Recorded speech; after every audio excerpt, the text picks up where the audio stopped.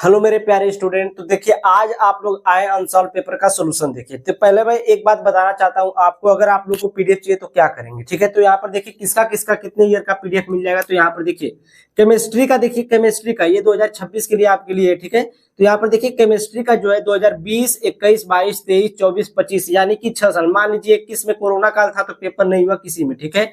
तो ये मान लीजिए 20, 22, 23, 24, 25 यानी कि 5 साल का, 5 साल का। एक साल में 7 सेट होता है तो 5 साल का है, ठीक ना। 20, 20, 22, 23, 24, 25 तो 5 × 7 करेंगे तो 7×5 कितना हो जाएगा, 35 सेट। कितना हो जाएगा, 35 सेट आपको केमिस्ट्री का मिल जाएगा, ठीक ना, 5 साल का। फिजिक्स का देखिए 2020, 22, 23, 24, 25, ठीक है। 20, 22, 23, 24, 25 यानी कि 5 साल का आपका फिजिक्स का मिल जाएगा। 7×5 35 सेट इसका हो जाएगा, ठीक है। 35, दोनों को मिलाकर कितना हो जाएगा, 70 सेट, ठीक है। दोनों का 70 सेट हो गया। यहाँ पर देखिए बायोलॉजी, बायोलॉजी का देखिए अगर बायोलॉजी आप लोग लिए हैं तो 22, 23, 24, 25 4 साल का, 4 साते 28, ठीक है। 28 सेट ये हो गया। मैथ अगर कोई लिया है तो 23, 24, 25 3 साल का मिलेगा। 7 × 21 सेट इसका हो गया। इंग्लिश तो सबको चाहिए, इंग्लिश तो मिल जाएगा आपको 7×14 सेट है, ठीक है। अगर देखिए अगर आप लोग को ये दोनों चाहिए, अगर ये दोनों चाहिए तो आप लोग का पेमेंट लगेगा 120 रुपए। अगर ये 4 सब्जेक्ट चाहिए, अगर किसी को बायो चाहिए तो मैथ नहीं चाहिए, अगर मैथ चाहिए तो बायो नहीं चाहिए, ठीक है। अगर ये chemistry, physics, bio, math, English चाहिए और केमिस्ट्री, फिजिक्स, मैथ, इंग्लिश चाहिए, ठीक ना। तो 4 सब्जेक्ट का आपका लगेगा 200 रुपीज। कितना, 200 रुपये लगेगा। और देखिए अगर आप लोग सिंगल सब्जेक्ट लेंगे, सिंगल सब्जेक्ट सिर्फ केमिस्ट्री या सिर्फ फिजिक्स लेंगे तो इसके लिए आपको पेमेंट करना पड़ेगा 70 रुपीज। कितना, 70 रुपीज, ठीक है। और आपको बायो लेना है तो बायो के लिए आपको 60 रुपीज पेमेंट करना पड़ेगा। अगर आपको मैथ लेना है तो मैथ का 50 रुपीज है। इंग्लिश लेना है तो इंग्लिश का भी 50 रुपीज है, ठीक है। तो इनका इनका 50, 60 रुपीज हम, मतलब अगर आप लोग अलग अलग लेंगे तो महंगा पड़ जाएगा, ठीक है। अगर एक साथ लेंगे ना तो आपको सही पड़ेगा, अगर अलग अलग लेंगे तो महंगा पड़ जाएगा। एक ही साथ ले लीजिए 200 रुपये में पूरा सब्जेक्ट का मिल जाएगा आपको। 4 सब्जेक्ट का, physics, chemistry, chemistry, physics, bio, English या फिर केमिस्ट्री, फिजिक्स, मैथ, इंग्लिश ले लीजिए। चारों सब्जेक्ट का आपको 200 में मिल जाएगा। वैसे अगर आप लेंगे तो ये देखिए 2 सब्जेक्ट का 120 रुपया है। अब यहाँ से ये वाला लेंगे तो 180 हो जाएगा, फिर ये वाला लेंगे तो 130, 230 हो जाएगा, ठीक है। 30 या 40 रुपया आपका बेसी लग जाएगा, ठीक है। तो अगर आप लोग को अनसॉल्व पेपर का पीडीएफ चाहिए तो 746, ये मेरा नंबर है 7460012763। इस नंबर पर आप लोग कांटेक्ट कर सकते हैं, व्हाट्सएप कर सकते हैं, ठीक ना। जो चाहिए वो करिए। आप लोगों को अगर पीडीएफ चाहिए तो, ठीक है। क्या लिख करके व्हाट्सएप करेंगे, जेके सर लिखिए, जेके सर लिखिए या एमके सर ये स्टडी लिखिए, ठीक है। दोनों में से कोई चैनल मेरा है, दोनों चैनल, एमके सर लिखिए चाहे जेके सर लिखिए, ठीक है। तो आप लोग को अगर पीडीएफ चाहिए, अगर आप अपना समय बचाना चाहते हैं पेपर के लिए तो आप लोग पीडीएफ लेना जरूरी है, ठीक है। अगर ये पूरा हल कर लेते हैं ना आप, 3 साल के, 2 साल के या 4 साल के पीडीएफ हल कर लेते हैं तो आपका 90% या 85% लाने में कोई नहीं रुक पाएगा, ठीक है। तो आज और आगे आप लोग वीडियो देखते रहिए। आज हम कक्षा 12 का 2024 में आया हुआ सेट 4 देखेंगे जिसका कोड 324 FA है ना। इससे पहले भी हम काफ़ी कोड कर चुके हैं जिनकी लिंक मैंने डिस्क्रिप्शन में दे दी है, आप वहां से जाकर के उनको कर लीजिएगा अगर आपने नहीं किए होंगे, ठीक है ना। अगर कर लिए होंगे तो आइए FA को देखते हैं, ठीक है। चलिए शुरू करते हैं। देखिए पहला क्वेश्चन क्या कहता है, ये कह रहा है कि अशून्य परिमेय संख्याओं के समुच्चय Q स्टार, ये जो Q स्टार है ये अशून्य परिमेय संख्याओं का समुच्चय है ना। अशून्य है और परिमेय संख्या है। अब अशून्य मतलब उसमें शून्य नहीं है, बाकी परिमेय संख्याएं हैं सारी, पर एक संबंध R है और वो निम्न प्रकार से परिभाषित है। वो कैसे परिभाषित है, वो ये कह रहा है कि A R B पर ये फंक्शन इस तरीके से है सच दैट कि A बराबर 1/B है, ठीक है ना, इस तरीके से है। और ये जो रिलेशन है वो मैं आपको बता दूं, Q स्टार पे डिफाइन है, बस आप ये समझ लीजिए, ठीक है ना। अब हम क्या करते हैं, हमें ये दिखाना है कि ये इसमें समतुल्य, समित और संक्रमक चेक करना है, ठीक है ना। अब हम समतुल्य के लिए चलते हैं। समतुल्य के लिए, समतुल्य में क्या चेक करना होता है, हमें समतुल्य में चेक करना होता है कि क्या A और A यानी कोई एलिमेंट अपने आप से रिलेट कर रहा है या नहीं कर रहा है। तो अगर मैं इस डेफिनेशन के अकॉर्डिंग देखूं कि पहला एलिमेंट दूसरे के रेसिप्रोकल के इक्वल है, दूसरे के व्युत्क्रम के इक्वल है, तो हम यहाँ देखते हैं कि अगर मैं इसमें ये रिलेशन लगाता हूं तो क्या ये सही बात है कि A 1/a के इक्वल कभी हो सकता है? नहीं हो सकता। तो इसका मतलब a तो 1/a के इक्वल नहीं होगा। अगर मैं परिमेय संख्या की बात करूं, मैं a को 1/2 ले लेता हूं, ठीक है ना, तो 1/a क्या आ जाएगा? 1/a आ जाएगा 1/1/2 यानी 2 आ जाएगा। तो देखिए a तो है 1/2 और 1/a है 2, तो 1/2 और 2 तो कभी भी इक्वल नहीं होंगे। तो इसका मतलब 1/2 नॉट इक्वल्स टू 2। एग्जाम्पल हम ये भी दे सकते हैं, लेकिन ये तो बहुविकल्प पे आपको सिर्फ चेक करना है, तो इसका मतलब ये समतुल्य तो है नहीं, ठीक है ना। अब सममित के लिए चेक करते हैं। देखिए सममित में हमें क्या चेक करना होता है कि ए अगर बी से रिलेट कर रहा है तो इसका मतलब बी भी ए से रिलेट करना चाहिए। तो इसके अकॉर्डिंग तो ये होगा कि ए बराबर 1/b हो जाएगा। अब इसी से मुझे ये बनाना है, तो बना सकता हूं मैं बी को इधर भेज दूं और ए को इधर ले आऊं, तो यहां से मेरे पास क्या बन जाएगा? b equals to 1/a। तो बिल्कुल बन गया, ठीक है ना। तो अगर ए बी को रिलेट कर रहा है तो बी भी ए को रिलेट कर रहा है, बी ए भी रिलेट कर रहे हैं आपस में, तो इसका मतलब ये सममित हो जाएगा। अब अगर मैं संकर्मक की बात चेक करता हूं, संकर्मक में मुझे क्या देखना है कि अगर ए, 3 एलिमेंट मुझे लेकर के चलने हैं ए बी सी, और ए बी रिलेट करने चाहिए और बी सी भी रिलेट करने चाहिए, बी सी भी रिलेट करने चाहिए। अगर ए बी रिलेट करेंगे तो इसका मतलब ये होगा कि ए इक्वल्स टू 1/b होगा, और अगर बी सी रिलेट करेंगे तो इसका मतलब ये होगा कि बी इक्वल्स टू 1/c होगा, ठीक है ना। अब मुझे इन दोनों समीकरणों से मुझे बनाना है कि ए और सी रिलेट करें। ए और सी रिलेट करने का मतलब ये है कि ए इक्वल्स टू 1/c आना चाहिए। अगर ये आ गया तो इसका मतलब ये संकर्मक हो जाएगा। तो हम देखते हैं ये आएगा या नहीं आएगा। हम b की वैल्यू उठा करके यहां रख देते हैं ना, समीकरण 1 व 2 से, 1 व 2 से। अब हमें क्या करता हूं, ये b की वैल्यू उठा करके यहां रख देता हूं, तो ये हो जाएगा a equals to 1/c। c घूम करके ऊपर चला जाएगा, तो यहां से a की वैल्यू क्या आ जाएगी? a बराबर c आ गया है। तो ये तो ऐसा कोई रिलेशन डिफाइन ही नहीं कर रहा, जिस तरीके से a इक्वल्स टू 1/b होना था। तो ये a इक्वल्स टू 1/c होता तब तो मैं कहता इसको कि ये संकर्मक है, तब तो ये ए और सी रिलेट कर जाते, लेकिन फिलहाल ये रिलेट नहीं कर रहे हैं, ठीक है ना। इसका मतलब ये संकर्मक नहीं है। तो सिर्फ ये आपका समतुल्य भी नहीं है, सममित है सिर्फ, ठीक है ना, और संकर्मक भी नहीं है। तो सममित है किंतु समतुल्य संकर्मक नहीं है, तो आपका सेकंड ऑप्शन बिल्कुल ठीक हो जाएगा, इसका सेकंड ऑप्शन बिल्कुल ठीक हो जाएगा, ठीक है। चलिए नेक्स्ट क्वेश्चन पर चलते हैं, ख क्वेश्चन पर। ख क्वेश्चन कह रहा है कि ए आपके पास ये है, बी ये है, और कोई फंक्शन ये है। देखिए मैं आपको ये दिखा देता हूं, अगर ये ए है और ये बी है, इसमें दे रखे इसने 1 2 3, और इसमें कितने हैं? 4 5 6 7। एक की मैपिंग 4 पे है, ये रहा देखो, एक 4 से रिलेट है, 2 5 से रिलेट कर रहा है, और 3 जो है वो 6 से रिलेट कर रहा है। 3 किससे रिलेट कर रहा है? 6 से। तो यहाँ पे एक ही तो है ये, है ना, क्योंकि एक एलिमेंट एक से जाकर के जुड़ रहा है। लेकिन ये आच्छादक नहीं है, क्योंकि इसमें एक एलिमेंट बाकी रह गया है, एक छूट गया है एलिमेंट, सह प्रांत में एक एलिमेंट छूट गया, तो इसका मतलब ये एक ही हो जाएगा। फर्स्ट ऑप्शन आपका बिल्कुल ठीक हो जाएगा, ठीक है। नेक्स्ट क्वेश्चन देखते हैं, गे। ये गया क्वेश्चन देखिए, ये कह रहा है कि अगर आपके पास ए का परिमाण √3 है, बी का परिमाण 2 है, तो ए डॉट बी ये है, तो ए और बी के बीच का कोण बताओ। देखिए ए और बी के बीच का कोण क्या होता है, हम जानते हैं ए डॉट बी बराबर होता है ए का परिमाण इंटू बी का परिमाण, और इंटू में आ जाता है हमारा कोस थीटा। हमें यहाँ से थीटा निकालना है।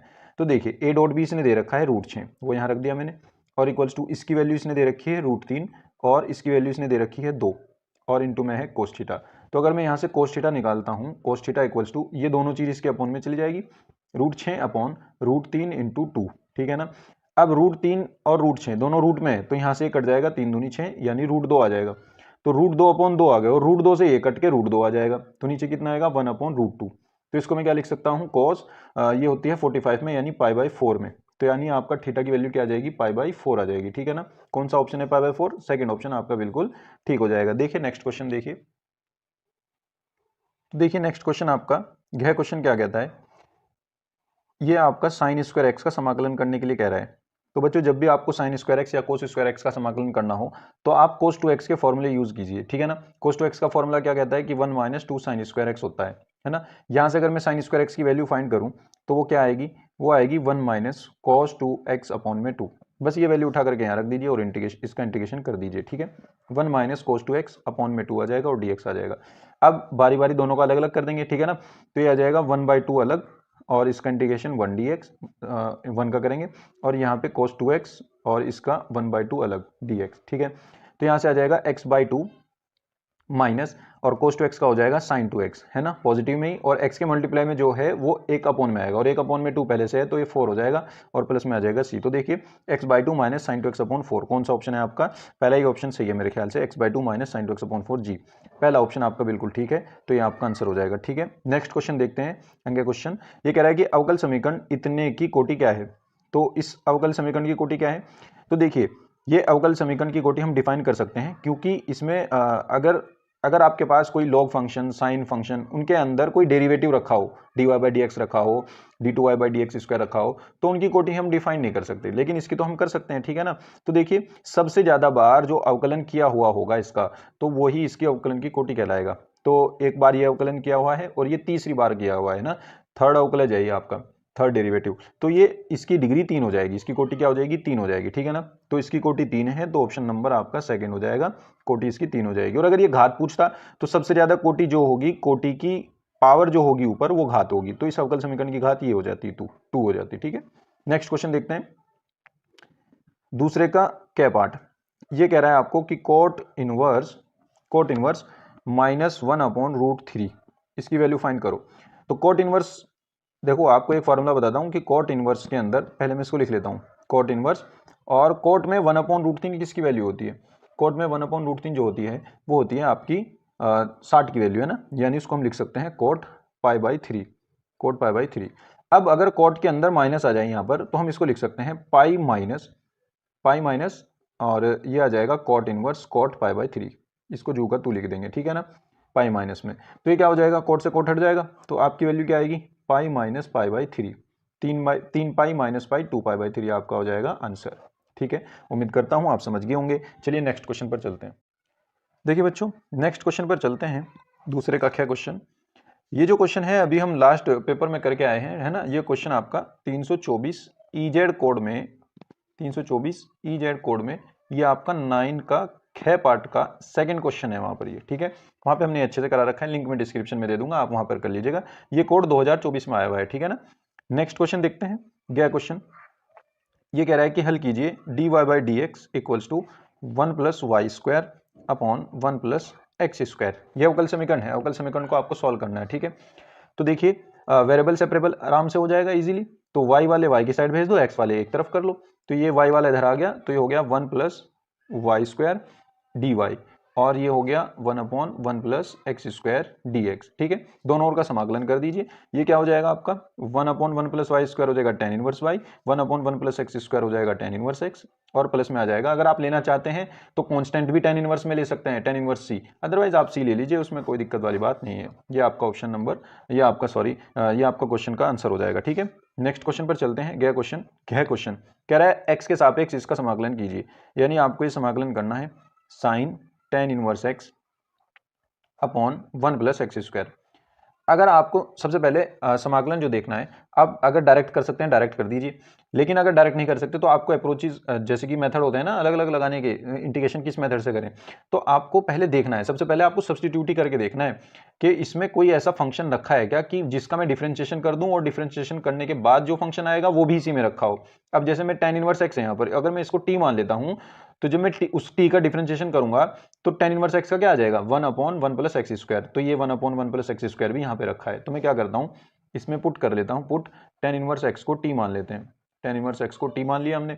तो यहाँ से जब मैं इसका डिफरेंशिएशन करूंगा dwr2x, तो ये क्या हो जाएगा? 1/1 + x² हो जाएगा, और ये हो जाएगा dt/dx। तो वो dx में इधर भेज दूंगा डायरेक्ट, ठीक है ना, नीचे वाला dx इधर भेज दिया। अब मैं क्या करूंगा, देखिए tan इनवर्स x की जगह तो मैंने यहाँ पे रख दिया t, तो ये हो गया sin t, और जो नीचे वाला 1 + x² है और उसके साथ dx है, नीचे वाला 1 + x² और उसके साथ dx, उसकी जगह में लिख दूंगा dt, ठीक है। और ये हो जाएगा समाकलन। अब sin t का क्या होता है? माइनस के cos t + c, और यहाँ पे आप वैल्यू रख दीजिए t की, तो आ जाएगा tan इनवर्स x, और प्लस में आ जाएगा c। ये आपका हो जाएगा आंसर। बहुत आसान क्वेश्चन है बच्चों, ठीक है ना। चलिए नेक्स्ट क्वेश्चन देखते हैं। इसने कहा है कि P ऑफ A आपके पास ये है, P ऑफ B ये है, और P of A intersection B ये है। आपको निकालना है P A नहीं और B नहीं। अब मैं आपको बता दूं कि P A नहीं का मतलब A' और का मतलब इंटरसेक्शन, और B नहीं का मतलब B', या आप वो बार भी लगा सकते हैं, है ना, बार भी लगा सकते हैं। और आप ये जानते होंगे कि A' इंटरसेक्शन B' को मैं ऐसे लिख सकता हूं, A यूनियन B का होल डैश, है ना। आपने ये पढ़ा होगा सेट वाले पहले चैप्टर में, 11वीं क्लास में पहले चैप्टर में, सेट समुच्चय वाले चैप्टर में, है ना। वहां पे क्या था, ये एक रूल था, A' इंटरसेक्शन B' को हम लिख सकते थे A यूनियन B', और अगर A' यूनियन B' होता तो उसको लिख देते A इंटरसेक्शन B का होल डैश, ठीक है। अब देखिए ये किसी चीज के ना होने की प्रायिकता है, तो मैं इसको ऐसे लिख दूं 1 - होने की प्रायिकता, क्योंकि किसी चीज के होने की प्रायिकता प्लस उस चीज के ना होने की प्रायिकता बराबर 1 होता है। तो हमने ना होने की प्रायिकता को लिख दिया 1 माइनस होने की प्रायिकता, ठीक है। अब 1 माइनस इसका फॉर्मूला होता है हमारे पास, क्या फॉर्मूला होता है, P of A plus P of B minus P of A intersection B, ठीक है ना, सबको पता है, बस वो लगा दीजिए। अब यहाँ पर सारी वैल्यू रख दीजिए। पी ऑफ ए की वैल्यू कितनी दे रखी है 1/4, पी ऑफ बी की वैल्यू कितनी दे रखी है 1/2, P of A intersection B की वैल्यू कितनी दे रखी है 1/8। तो ये कितना आ जाएगा 1 माइनस, जब आप इसको सॉल्व करेंगे तो ये आ जाएगा आपका 5/8, और इसको सॉल्व करेंगे तो 8 - 5 ये आ जाएगा आपका 3/8, ठीक है ना बच्चों। उम्मीद करता हूँ आप समझ गए होंगे। आसान क्वेश्चन है, इजीली हो रहे हैं, ठीक है ना। एक एक नंबर के क्वेश्चन है, जल्दी जल्दी कीजिएगा और आगे बढ़िएगा, ठीक है। थर्ड क्वेश्चन पर चलते हैं। एक्स तथा वाई ज्ञात कीजिए यदि आपके पास ये है। तो देखिए मैं क्या करता हूँ, इस 2 के अंदर मल्टीप्लाई करके इसमें जोड़ देता हूँ ये, तो ये आ जाएगा 2 + y। तो मैं डायरेक्ट लिख रहा हूँ, ठीक है ना। जब मैं इसकी मल्टीप्लाई करूंगा 2 की हर एलिमेंट में मल्टीप्लाई हो जाएगी। चलो मैं लिख देता हूँ, 2 की मल्टीप्लाई 1 में 2 हो गया, 3 दूनी 6 हो गया, 0 हो गया, 2x हो गया। अब इसको मुझे इसके अंदर जोड़ना है, y 0 1 2 और फिर बराबर रख देना है 5 6 1 8 इस अवयव के, ठीक है। तो कैसे जोड़ूंगा, पहला एलिमेंट पहले में जुड़ेगा तो ये हो जाएगा 2 + y, दूसरा दूसरे में जुड़ेगा 6 + 0, तीसरा तीसरे में जुड़ेगा 0 + 1, चौथा चौथे में 2x + 2, ठीक है। यह आपका एक अवयव बन जाएगा और इधर है आपका 5 6 1 8, ठीक है। अब देखिए पहला एलिमेंट पहले के इक्वल, क्योंकि दो अवयव तभी बराबर होंगी जब उनके संगत अवयव बराबर होंगे। तो यहां से अगर मैं कहूं कि तुलना करने पर तो 2 + y = 5 है, और लास्ट वाला देखो एक ये 2x + 2 = 8 है। अब आप कहोगे कि हमने ये बराबर क्यों नहीं रखे, इन्हें रखने से कुछ फायदा नहीं है। हमें x और y के मान निकालने हैं, तो ये वाली टर्म और ये वाली टर्म हमने कंपेयर की, ठीक है ना। तो यहाँ से y की वैल्यू कितनी निकलेगी, 5 में से 2 गया 3, और यहाँ से x की वैल्यू कितनी निकलेगी, 2 कॉमन लेकर के यहाँ से काट दो 4 हो जाएगा, और फिर 1 माइनस कर दो तो ये भी 3 आ जाएगी। तो x की वैल्यू भी आपकी 3 आ गई, ठीक है ना। x और y दोनों वैल्यू 3 आ गई, ठीक है। चलते हैं नेक्स्ट क्वेश्चन पर। 6 क्वेश्चन देखिए, ये कह रहा है कि x बराबर आपके पास है a × थीटा माइनस के साइन थीटा, ठीक है, और एक है आपके पास y = a × 1 + cos थीटा। आसान है। अब मैं क्या करता हूँ, यहाँ से इसका डिफरेंशिएशन करता हूँ, क्योंकि मुझे dy/dx चाहिए। dy/dx का मतलब है कि मुझे, देखिए ये पैरामीट्रिक फॉर्म है ना, पैरामीट्रिक फॉर्म है, इसको हमें dy/dx निकालने के लिए इस तरीके से करना पड़ेगा। इसका भी थीटा के रिस्पेक्ट में और इसका भी थीटा के रिस्पेक्ट में समाकलन अवकलन कर दीजिए, dx/dθ, dx/dθ। तो ये क्या हो जाएगा, a × थीटा का हो जाएगा 1 और साइन थीटा का हो जाएगा cos थीटा, ठीक है। ऐसे ही इसका भी आप थीटा के रिस्पेक्ट में कर दीजिए, dy/dθ = a × 1 का 0 हो जाएगा और cos थीटा का माइनस के साइन थीटा आ जाएगा, ठीक है ना। ये आपकी हो जाएगी समीकरण नंबर 1 और ये हो जाएगी समीकरण नंबर 2। आपको चाहिए dy/dx, तो इसके अपॉन में ये रख दो, है ना। समीकरण 2 को समीकरण 1 से डिवाइड कर दो, तो ये आ जाएगा आपका dy/dθ upon dx/dθ equals to, ये हो जाएगा a × माइनस के साइन थीटा और ये हो जाएगा a × 1 माइनस के कोस थीटा, ठीक है। a से a कैंसिल आउट हो जाएगा। अब माइनस के साइन थीटा को मैं ऐसे लिख सकता हूँ 2 sin θ/2 × cos θ/2, ठीक है। और नीचे वाले को 1 माइनस, ये cos थीटा है, इसका फॉर्मूला खोल सकता हूं मैं, 1 - 2 sin² थीटा, और वो हो जाएगा प्लस 2 sin² थीटा, है ना, क्योंकि बाहर माइनस है। अब 1 से 1 कैंसिल आउट हो गया, फिर ये बचा, और 2 से 2 कैंसिल आउट हो गया, और sin θ/2 से sin θ/2 कैंसिल आउट हो गया। cos θ/2 अपॉन sin θ/2 ये कितना हो गया, माइनस के cot θ/2, और यहाँ dθ से dθ कैंसिल आउट हो गया, क्या बन गया dy/dx, ठीक है ना। तो आपका ये आ जाएगा आंसर dy/dx = माइनस के cot θ/2, ये हो जाएगा आंसर, ठीक है बच्चों। उम्मीद करता हूँ आप समझ गए होंगे। चलिए नेक्स्ट क्वेश्चन पर चलते हैं। देखिए बच्चों नेक्स्ट क्वेश्चन आपका, गया क्वेश्चन क्या कहता है, गया क्वेश्चन कह रहा है कि समाकलन कीजिए ex × tan 1 x + 1/1 + x² और dx, ठीक है। अब इसको मैं दो तरीके से कर सकता हूं, ठीक है ना। एक तो मेरे पास फॉर्मूला होता है डायरेक्ट। देखिए फॉर्मूला ये कहता है कि अगर आपके पास इस तरीके का कोई फंक्शन रखा हुआ है जिसका आपको इंटीग्रेशन करना है, कि उसके साथ ex के इंटू में एक फंक्शन fx हो और प्लस में उसका डेरिवेटिव रखा हो, तो इसका समाकलन आपका इजीली e⁻x और वो फंक्शन आ जाता है, ठीक है ना। समझ रहे बात को, e⁻x tan 1 x आपका आंसर आ जाएगा डायरेक्ट, बिल्कुल, है ना। लेकिन ये 2 नंबर में है तो कुछ तो आपको करना पड़ेगा ही। आप या तो डायरेक्ट इस फॉर्मूले से कर सकते हैं, ये फॉर्मूला है, लेकिन ये 2 नंबर में है मेरे ख्याल से, तो आप इसको लॉन्ग वाले मेथड से कीजिए थोड़ा सा, क्योंकि कुछ लिखना भी है इसमें, तो एक ही लाइन में खत्म हो जाएगा ये। तो इस फॉर्मूले से मत कीजिएगा आप इसको, अब ऐसे कीजिएगा, हम क्या करेंगे, दोनों के अंदर मल्टीप्लाई कर देंगे अलग अलग, e की power x tan inverse x dx plus e की पावर x और ये आ जाएगा आपका 1/1 प्लस एक्स स्क्वायर और dx, ठीक है ना।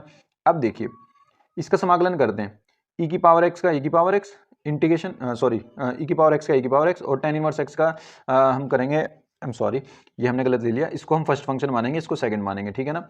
tan इनवर्स x को tan इनवर्स x ही लिख लेंगे first function as it is, और सेकंड का इंटीग्रेशन यही आ जाएगा, ठीक है ना, e की पावर x ही आ जाएगा, फिर माइनस लगाएंगे, फिर होल इंटीग्रेशन लगाएंगे और फर्स्ट फंक्शन का हम करेंगे डेरिवेटिव, यानी 1/1 प्लस एक्स स्क्वायर आ जाएगा इसका, फिर सेकंड का इंटीग्रेशन करेंगे, e की पावर x का आ जाएगा, e की पावर x ही और dx में आ जाएगा, और प्लस में ये आपका इंटीग्रेशन ये यहाँ पे रखा ही है, e की पावर x 1/1 प्लस के एक्स स्क्वायर और dx। हाँ बच्चों ये सेकंड वाली टर्म हमारी प्लस में थी, है ना, इस वजह से तो ये दोनों कैंसिल आउट हो गए, तो बचा क्या हमारे पास, e की power x tan inverse x और ये प्लस c है, तो e की power x tan inverse x और प्लस में c, ये आपका आ जाएगा आंसर, ठीक है।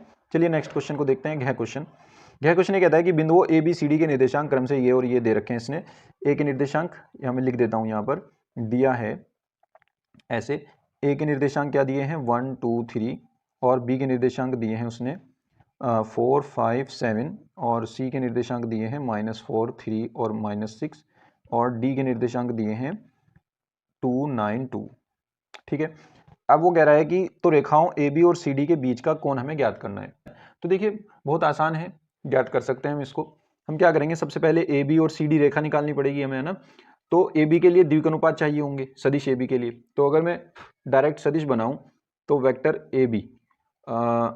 ए बी अगर मैं बनाऊं तो बी का स्थिति सदिश माइनस ये स्थिति सदिश है ना, तो बी का स्थिति सदिश माइनस ए के स्थिति सदिश, बी का स्थिति सदिश माइनस ए का स्थिति सदिश। अब मैंने स्थिति सदिश तो लिखा ही नहीं, है ना, बी का स्थिति सदिश ए का स्थिति सदिश तो मैंने बनाया ही नहीं, तो हम क्या करते हैं, हम तो डायरेक्ट बना देते हैं, ठीक है ना। तो 4 में से 1 घटाओ, इसको ऐसे कर लो 4 - 1 आई कैप और फिर 5 - 2 प्लस 5 - 2 जे कैप और 7 - 3 प्लस 7 - 3 के कैप।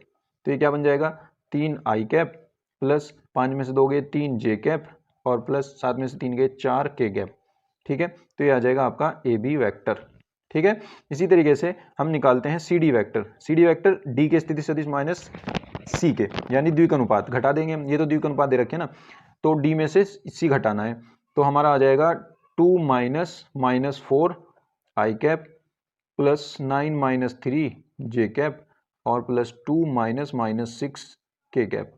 ये हो जाएगा आपका 4 और 2 6 आई कैप, 9 में से 3 गए 6 जे कैप प्लस 6 और 2 8 के कैप। अगर मैं इसको लिखना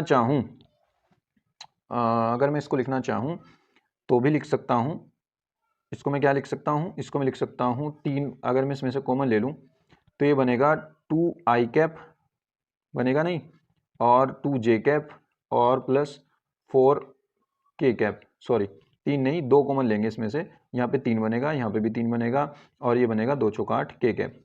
अब देखिए ये वाला वेक्टर और ये वाला वेक्टर सेम है ना, तो मैं इसको कह दूं कि C D vector equals to 2 into A B vector बन गया, है ना।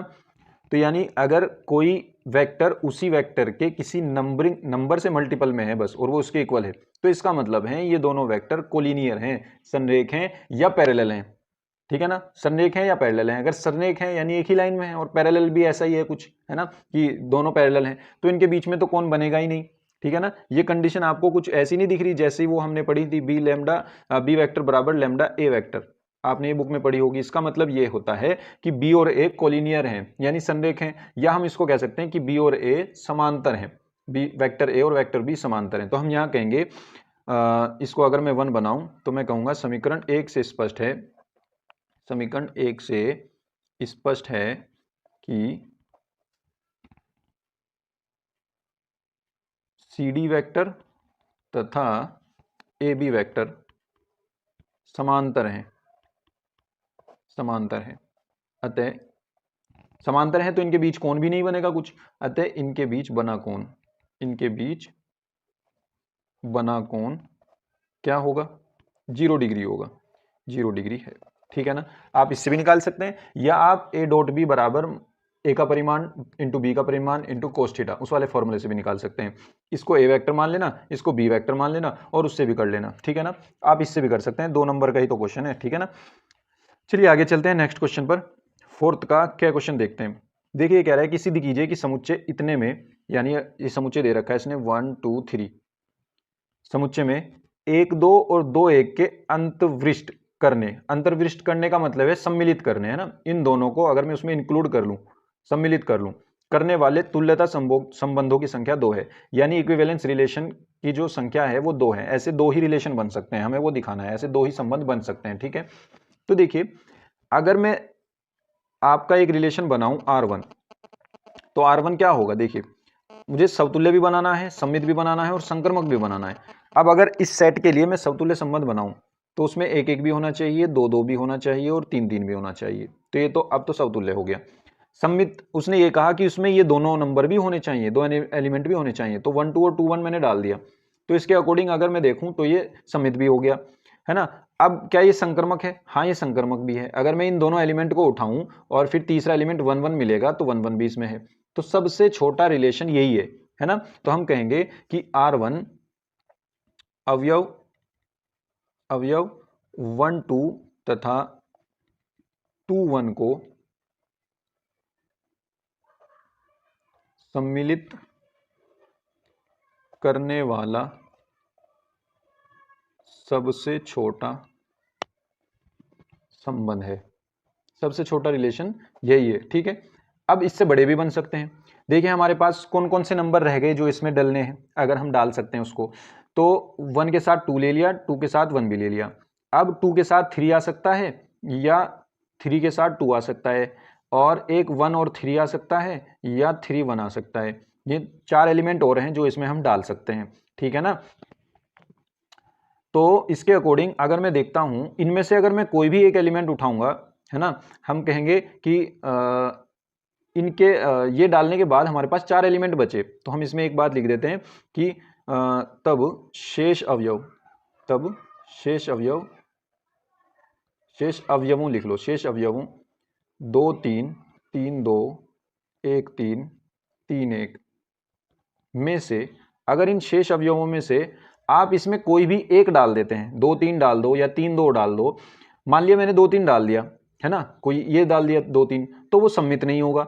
उसको सम्मित बनाने के लिए आपको 3 2 भी डालना पड़ेगा, और जैसे ही आप 3 2 डाल दोगे तो 2 3 और 3 2, तो इसके अकॉर्डिंग आपको अगर मैं ये ले लूं 1 2 और 2 3, तो फिर 1 3 भी उसमें मिलना चाहिए, तो संक्रमक भी 1 3 भी लाना पड़ेगा, है ना।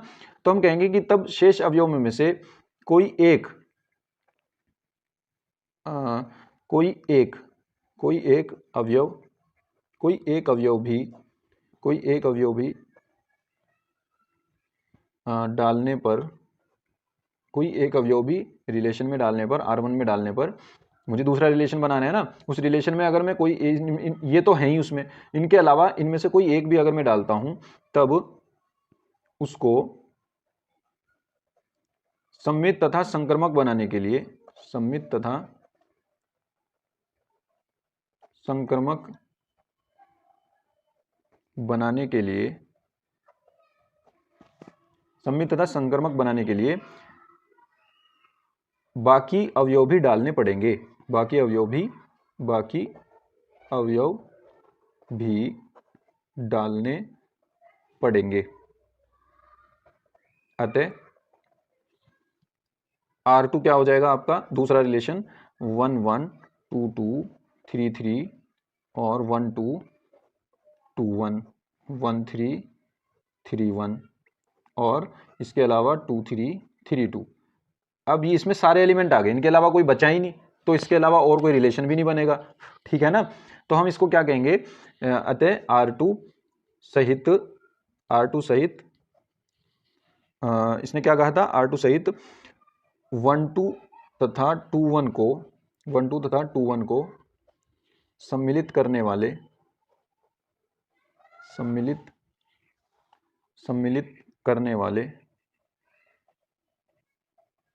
संबंधों की संख्या 2 है, संबंधों की संख्या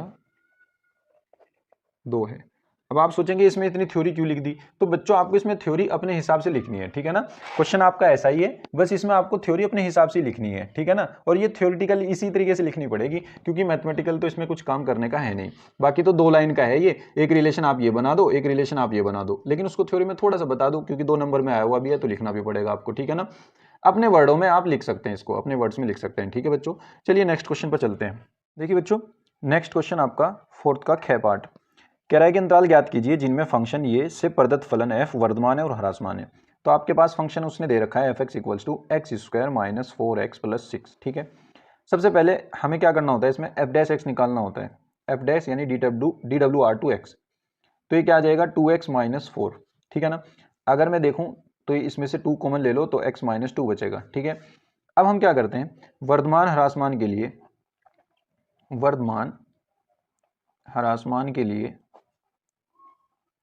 हमें f' को 0 रखना होता है, ठीक है। तो हम f' को 0 रखेंगे, x के मान निकालेंगे। तो हमने क्या किया, 2 × x - 2 0 रख दिया और x की वैल्यू निकाली, यहाँ से मिली हमें x की वैल्यू 2, ठीक है। अब हम एक नंबर लाइन खींचेंगे, ये नंबर लाइन है पूरी r, है ना। इसको 2 पार्ट में डिवाइड कर देगा, ये x = 2, x = 2 मान लीजिए हमारे पास यहाँ बैठा है, यहाँ ये प्लस इन्फिनिटी जा रहा है, यहाँ ये नेगेटिव इन्फिनिटी जा रहा है, ठीक है ना। अब हमें ये देखना है कि इन दो, क्योंकि ये 2 अंतराल में डिवाइड कर दिया इसने, पूरे r को 2 अंतराल में डिवाइड कर दिया, एक तो 2 से लेके इन्फिनिटी तक और एक -इन्फिनिटी से 2 तक, ठीक है। अब हमें ये देखना है कि किसमें ये वर्धमान है और किसमें ये ह्रासमान है। अगर मैं 2 से बड़े नंबर लेता हूँ, 2 से बड़े नंबर लेता हूँ और f' में रखता हूँ, तो उसका साइन देखना पड़ेगा मुझे।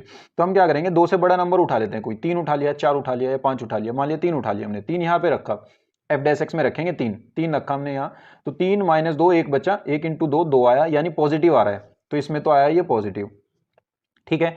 अब 2 से छोटे नंबर उठा करके देखो, मान लो आपने 1 उठा लिया 2 से छोटा नंबर, या 0 उठा लिया, तो अगर मैंने यहाँ 0 रखा तो ये आ जाएगा -2 की 2 में मल्टीप्लाई होगी -4, तो ये निगेटिव आ जाएगा। 1 उठाओगे तब भी निगेटिव आएगा, तो ये आ गया निगेटिव। पॉजिटिव का मतलब वर्धमान है और निगेटिव का मतलब ह्रासमान है। तो इस अंतराल से आपको पता चला कि इस अंतराल में तो वर्धमान है और इस अंतराल में ह्रासमान है। तो हम यहाँ पे एक टेबल बनाएंगे और उस टेबल में हम ये लिखेंगे, यहाँ पे तो हम लिखेंगे अंतराल, ठीक है, अंतराल लिखेंगे, और फिर यहाँ पे हम लिखेंगे f' का चिन्ह कि कहाँ वो पॉजिटिव है या नेगेटिव है उस अंतराल में, और यहाँ पे हम लिखेंगे f(x) की प्रकृति कि वर्धमान है या ह्रासमान है, ठीक है ना, प्रकृति।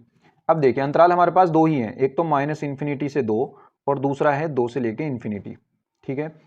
अब देखिए f' का चिन्ह, f' का चिन्ह इस वाले अंतराल में निगेटिव है, तो हम इसमें लिख देंगे माइनस यानी निगेटिव, और इस वाले अंतराल में क्या है पॉजिटिव, तो हम यहाँ पे लिख देंगे पॉजिटिव, या आप यहाँ पे ऋणात्मक और धनात्मक भी लिख सकते हैं, ऋणात्मक और धनात्मक, ठीक है, धनात्मक।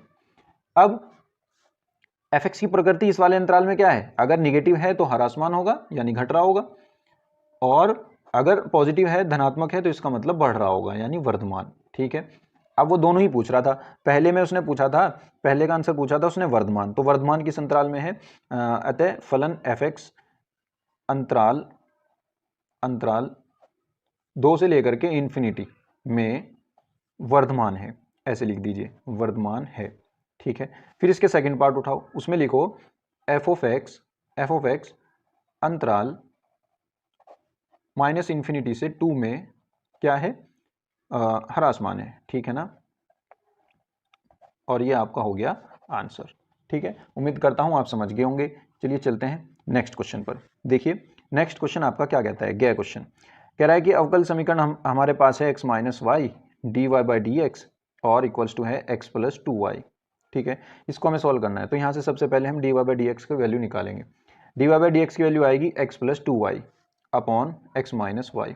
अब हम क्या करेंगे, देखिए ये हमारी x की घात ऊपर भी एक, मतलब जो वेरिएबल्स हैं उनकी घात एक है हाईएस्ट, अगर मैं देखूं, और नीचे भी एक ही है डिग्री, यानी ऊपर भी डिग्री 2 एक है और नीचे भी डिग्री एक ही है, तो इसका मतलब ये समघातीय हो गया, है ना, समघातीय हो गया ना, ये दोनों की घात एक एक है, तो ये समघातीय तरीके की होगी, यानी होमोजीनियस डिफरेंशियल इक्वेशन, समघातीय अवकल समीकरण। उसको सोल्व करने का हमारे पास तरीका ये है कि अगर dy/dx है तो y = vx पुट करो, और अगर dx/dy होता तो x = vy पुट करना होता। तो हम क्या करेंगे, इसका देखो इस वाली समीकरण का dwr2x करेंगे पुट, ये पुट करेंगे इसमें, और पहले इसका हम dwr2x करते हैं इस वाली समीकरण का, ये क्या हो जाएगा dy/dx इक्वल्स टू, ये दो फंक्शन है अलग अलग, v भी x का फंक्शन है और x भी, v भी वेरिएबल है और x भी। तो v का जब हम v को एज इट इज रखेंगे, x का करेंगे, x का आ जाएगा 1 प्लस x का करेंगे, सॉरी x को एज इट इज रखेंगे, v का करेंगे, v का आ जाएगा dv/dx, ठीक है ना। तो यहाँ से ये आपकी सेकंड इक्वेशन बन गई और ये आपकी फर्स्ट इक्वेशन बन गई। अब हम क्या करेंगे, ये y बराबर vx इसमें पुट करने के बाद, y बराबर vx इसमें पुट करने के बाद ये भी dy/dx है, ये भी dy/dx है, दोनों को इक्वल रख देंगे, ठीक है ना। तो हम यहाँ कहेंगे समीकरण 1 व 2 से, समीकरण 1 व 2 से। तो मैं ये पहले लिख देता हूँ इधर वाला v प्लस एक्स dv/dx, ठीक है, ये इसके बराबर है। तो यहाँ पे लिख देता हूँ x प्लस y की जगह vx रख दिया अपॉन यहाँ पे 2b है और x माइनस vx, ठीक है ना। तो देखिए x ऊपर से भी कॉमन आएगा, ये बनेगा 1 प्लस 2v और नीचे से भी कॉमन आएगा, ये बनेगा 1 माइनस v। तो x से x कैंसिल आउट हो जाएगा, v उधर जाएगा, तो ये आ जाएगा x dv/dx equals to 1 plus 2v upon 1 minus v minus v। ये वाला v उधर चला गया घूम करके, माइनस v हो गया। अब अगर मैं इसका एलसीएम लूँ तो 1 plus 2v minus v into 1 minus v, इस v में इसकी मल्टीप्लाई हो जाएगी और अपॉन में आ जाएगा आपका 1 माइनस v, ठीक है। तो ये आपका बनेगा x dv/dx equals to 1 plus 2v minus v और माइनस v स्क्वायर। देखिए 2v और माइनस v, 2v में से v गया, कितना बचेगा, v बचेगा और माइनस माइनस प्लस ये आएगा v स्क्वायर और अपॉन में आ जाएगा 1 माइनस v। तो हम क्या करते हैं, वेरिएबल सेपरेबल करते हैं, मतलब चर पृथकीकरण, दोनों चर को अलग अलग कर लेते हैं, x के अलग और v के अलग। तो v वाले इधर कर लेंगे, ये आ जाएगा 1 minus v upon 1 plus v square dv equals to, और ये कर लेते हैं इधर 1 अपॉन x dx, ठीक है ना। चलिए नेक्स्ट पेज पर चलते हैं। तो देखिए बच्चों, इसमें से अगर मैं माइनस कॉमन लेकर के इधर भेज दूं तो ये क्या बन जाएगा, ये बन जाएगा आपका v माइनस 1 अपॉन, इसको लिख लूंगा v square plus v plus 1 dv equal to minus के 1 अपॉन x और dx, दोनों और का मैं इंटीग्रेशन कर देता हूँ, इधर का भी और इधर का भी।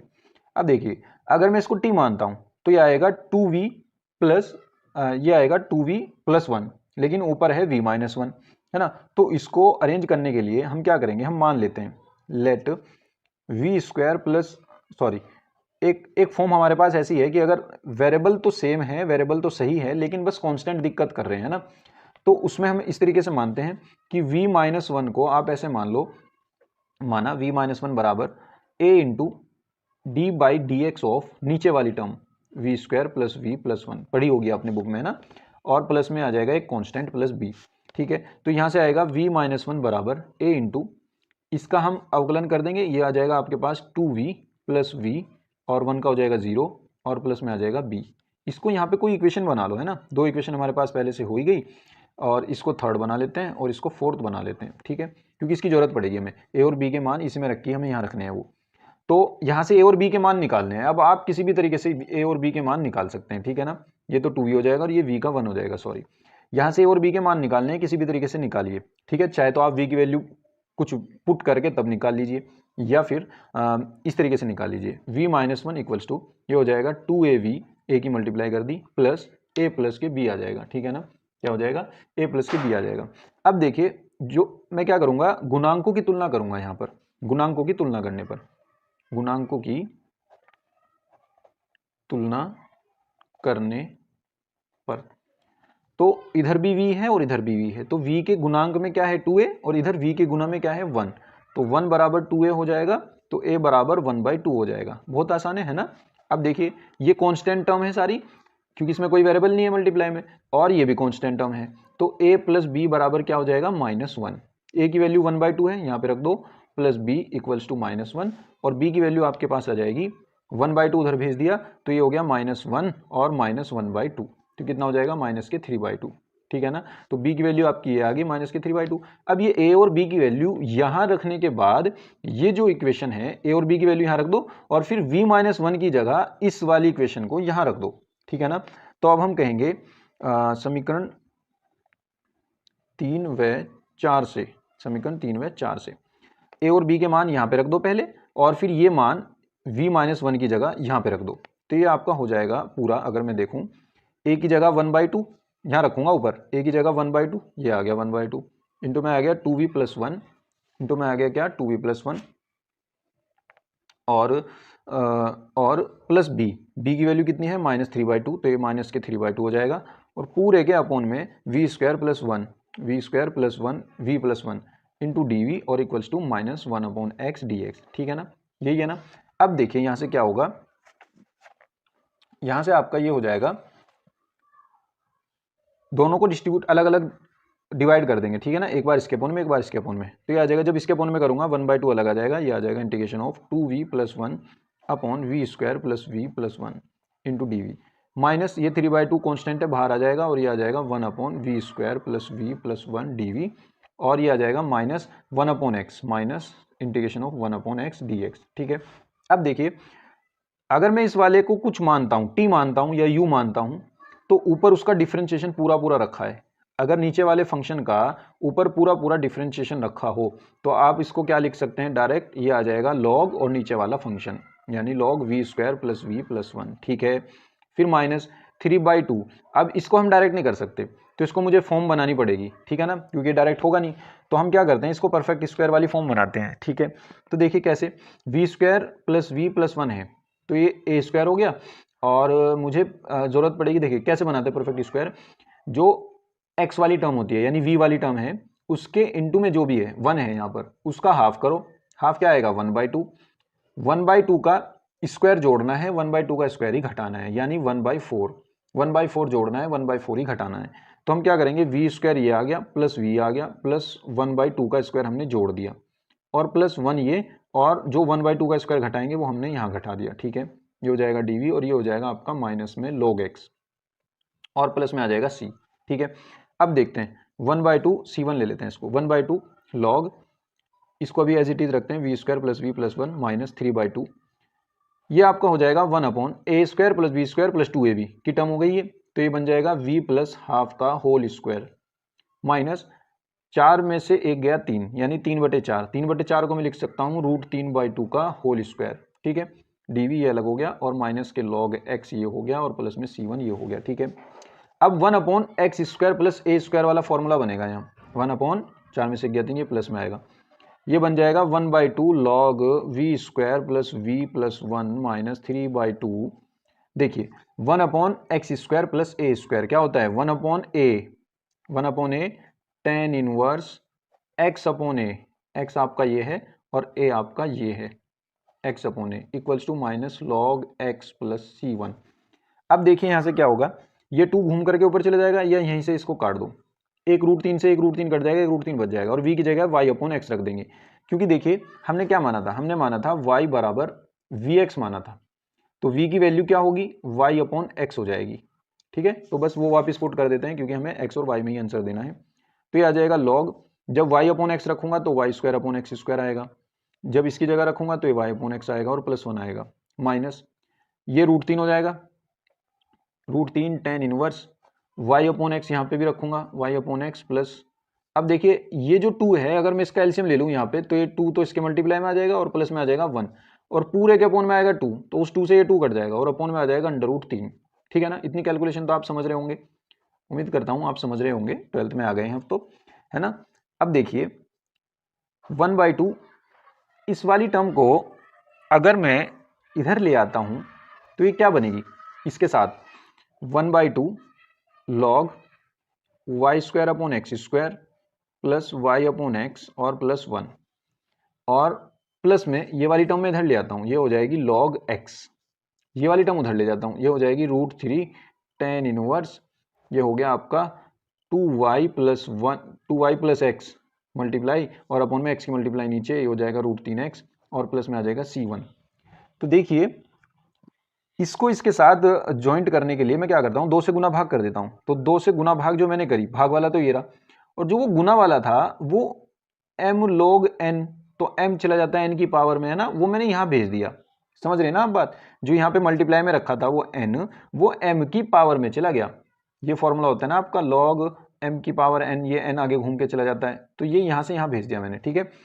तो ये 1/2 ये हो गया, अब 1/2 दोनों में आ गया, तो 1/2 मैंने ले लिया कॉमन, तो ये बन जाएगा log m plus log n, तो ये हो जाएगा log m into n, y square x square plus y/x और प्लस 1, और मल्टीप्लाई में आ जाएगा एक्स स्क्वायर, और बराबर ये पूरी टर्म एज इट इज है, यहाँ पर ये वाली पूरी टर्म एज इट इज है, ठीक है। आगे चलते हैं, 1/2 इक्वल्स टू, ये आ जाएगा आपके पास log, अब इस एक्स स्क्वायर की मैं अंदर मल्टीप्लाई करता हूँ, एक्स स्क्वायर की यहाँ मल्टीप्लाई करूंगा इस वाली टर्म में, तो एक्स स्क्वायर से एक्स स्क्वायर कट के पूरा वाई स्क्वायर बनेगा। इसमें मल्टीप्लाई करूंगा, एक एक्स कट जाएगा, ये बनेगा एक्स वाई, और इसमें मल्टीप्लाई करूंगा, ये बन जाएगा एक्स स्क्वायर। ये तो हो गया ये, ठीक है। और इस 2 की मल्टीप्लाई मैं इधर ही कर देता हूँ बल्कि, ठीक है ना। ये हो जाएगा 2√3 और tan inverse 2y plus x upon √3x और प्लस में 2c1। इसको आप नया कांस्टेंट नाम दे दीजिएगा अगली टर्म में c, ठीक है ना। बस ये आंसर आपका हो जाएगा। ये इसकी जगह लिखा हूं मैं, ठीक है ना। पूरी टर्म लिखनी है जू की त्यों और फिर इसकी जगह c लिख देना बस, ठीक है। नया कांस्टेंट है, आप कुछ भी नाम दे सकते हैं, ठीक है ना। उम्मीद करता हूं आपकी समझ में आया होगा। अच्छा क्वेश्चन है, लेकिन ये 2 नंबर में दे रखा है, बस इस बात का दुख है क्योंकि लेंथी क्वेश्चन था काफी, कम से कम 5 नंबर का तो ये होना चाहिए था, ठीक है। चलिए नेक्स्ट क्वेश्चन पर चलते हैं, घ क्वेश्चन पर। देखिए यह क्वेश्चन क्या कहता है हमें। यह क्वेश्चन कह रहा है कि एक पासे को 2 बार उछाला गया। मान लें एक घटना पहली उछाल पर विषम संख्या प्राप्त होना है और दूसरी घटना बी द्वितीय उछाल पर विषम संख्या प्राप्त होना है, दर्शाते हैं। तो घटनाओं ए और बी के स्वतंत्रता का परीक्षण कीजिए, यानी जो 2 घटनाएं हैं ए और बी, ये स्वतंत्र है या नहीं है, इनकी हमें परीक्षण करना है, ठीक है। तो हम ए के अंदर देख लेते हैं हमारे कितने एलिमेंट आएंगे। पहली उछाल पर पहली बात तो ये, इसका आपको सैंपल स्पेस बनाना है। सैंपल स्पेस का मतलब है आप अगर 2 पासे उछाल रहे हैं, पासे मतलब डाइस, तो एक पासे पे 6 नंबर होते हैं, दूसरे पासे पे भी 6 नंबर हैं, तो एक के साथ 6 के 6 आ सकते हैं, फिर दूसरे के साथ 6 के 6 आ सकते हैं, फिर तीसरे नंबर के साथ 6 के 6 आ सकते हैं। तो आपके सैंपल स्पेस में कितने एलिमेंट बनेंगे, 6 गुना 6 यानी 36 एलिमेंट आपके बनेंगे। ए के अंदर क्या क्या एलिमेंट आ सकते हैं। पहली उछाल पर विषम संख्या आनी चाहिए, तो पहली उछाल पर अगर विषम संख्या आएगी तो 1 आ सकती है, 1 के साथ इसके सारे आ सकते हैं 6 तक, तो 1 भी आ सकता है, 1 के साथ 2 भी आ सकता है, 1 के साथ 3 भी आ सकता है, 1 के साथ 4 भी आ सकता है, 1 के साथ 5 भी आ सकता है, 1 के साथ 6 भी आ सकता है। मैं सारे लिख रहा हूं ताकि हमें इंटरसेक्शन में आसानी हो लेने में। अब पहली उछाल पर विषम में 3 भी आ सकता है और पहली उछाल में विषम पे 5 भी आ सकता है, तो हमें 3 के साथ भी ये सारे लिखने पड़ेंगे, 3 1 3 2 3 3 3 4 और 3 5 और 3 6,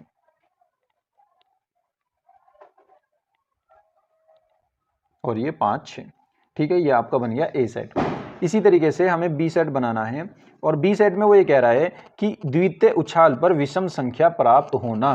द्वितीय उछाल पर मतलब दूसरी उछाल पे विषम मिलने चाहिए, बाकी पहली उछाल पे कुछ भी हो सकता है।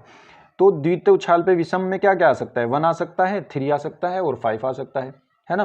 तो हम क्या करेंगे, देखिए अब 1 के साथ 1 आ जाएगा, 2 के साथ भी 1 आ जाएगा, 3 के साथ भी 1 आ जाएगा, 4 के साथ भी 1 आ जाएगा, 5 के साथ भी 1 आ जाएगा और 6 के साथ भी 1 आ जाएगा, ठीक है। हमने दूसरी उछाल पर 1 ही रखा विषम संख्या, पहली उछाल पर कुछ भी आ सकता है।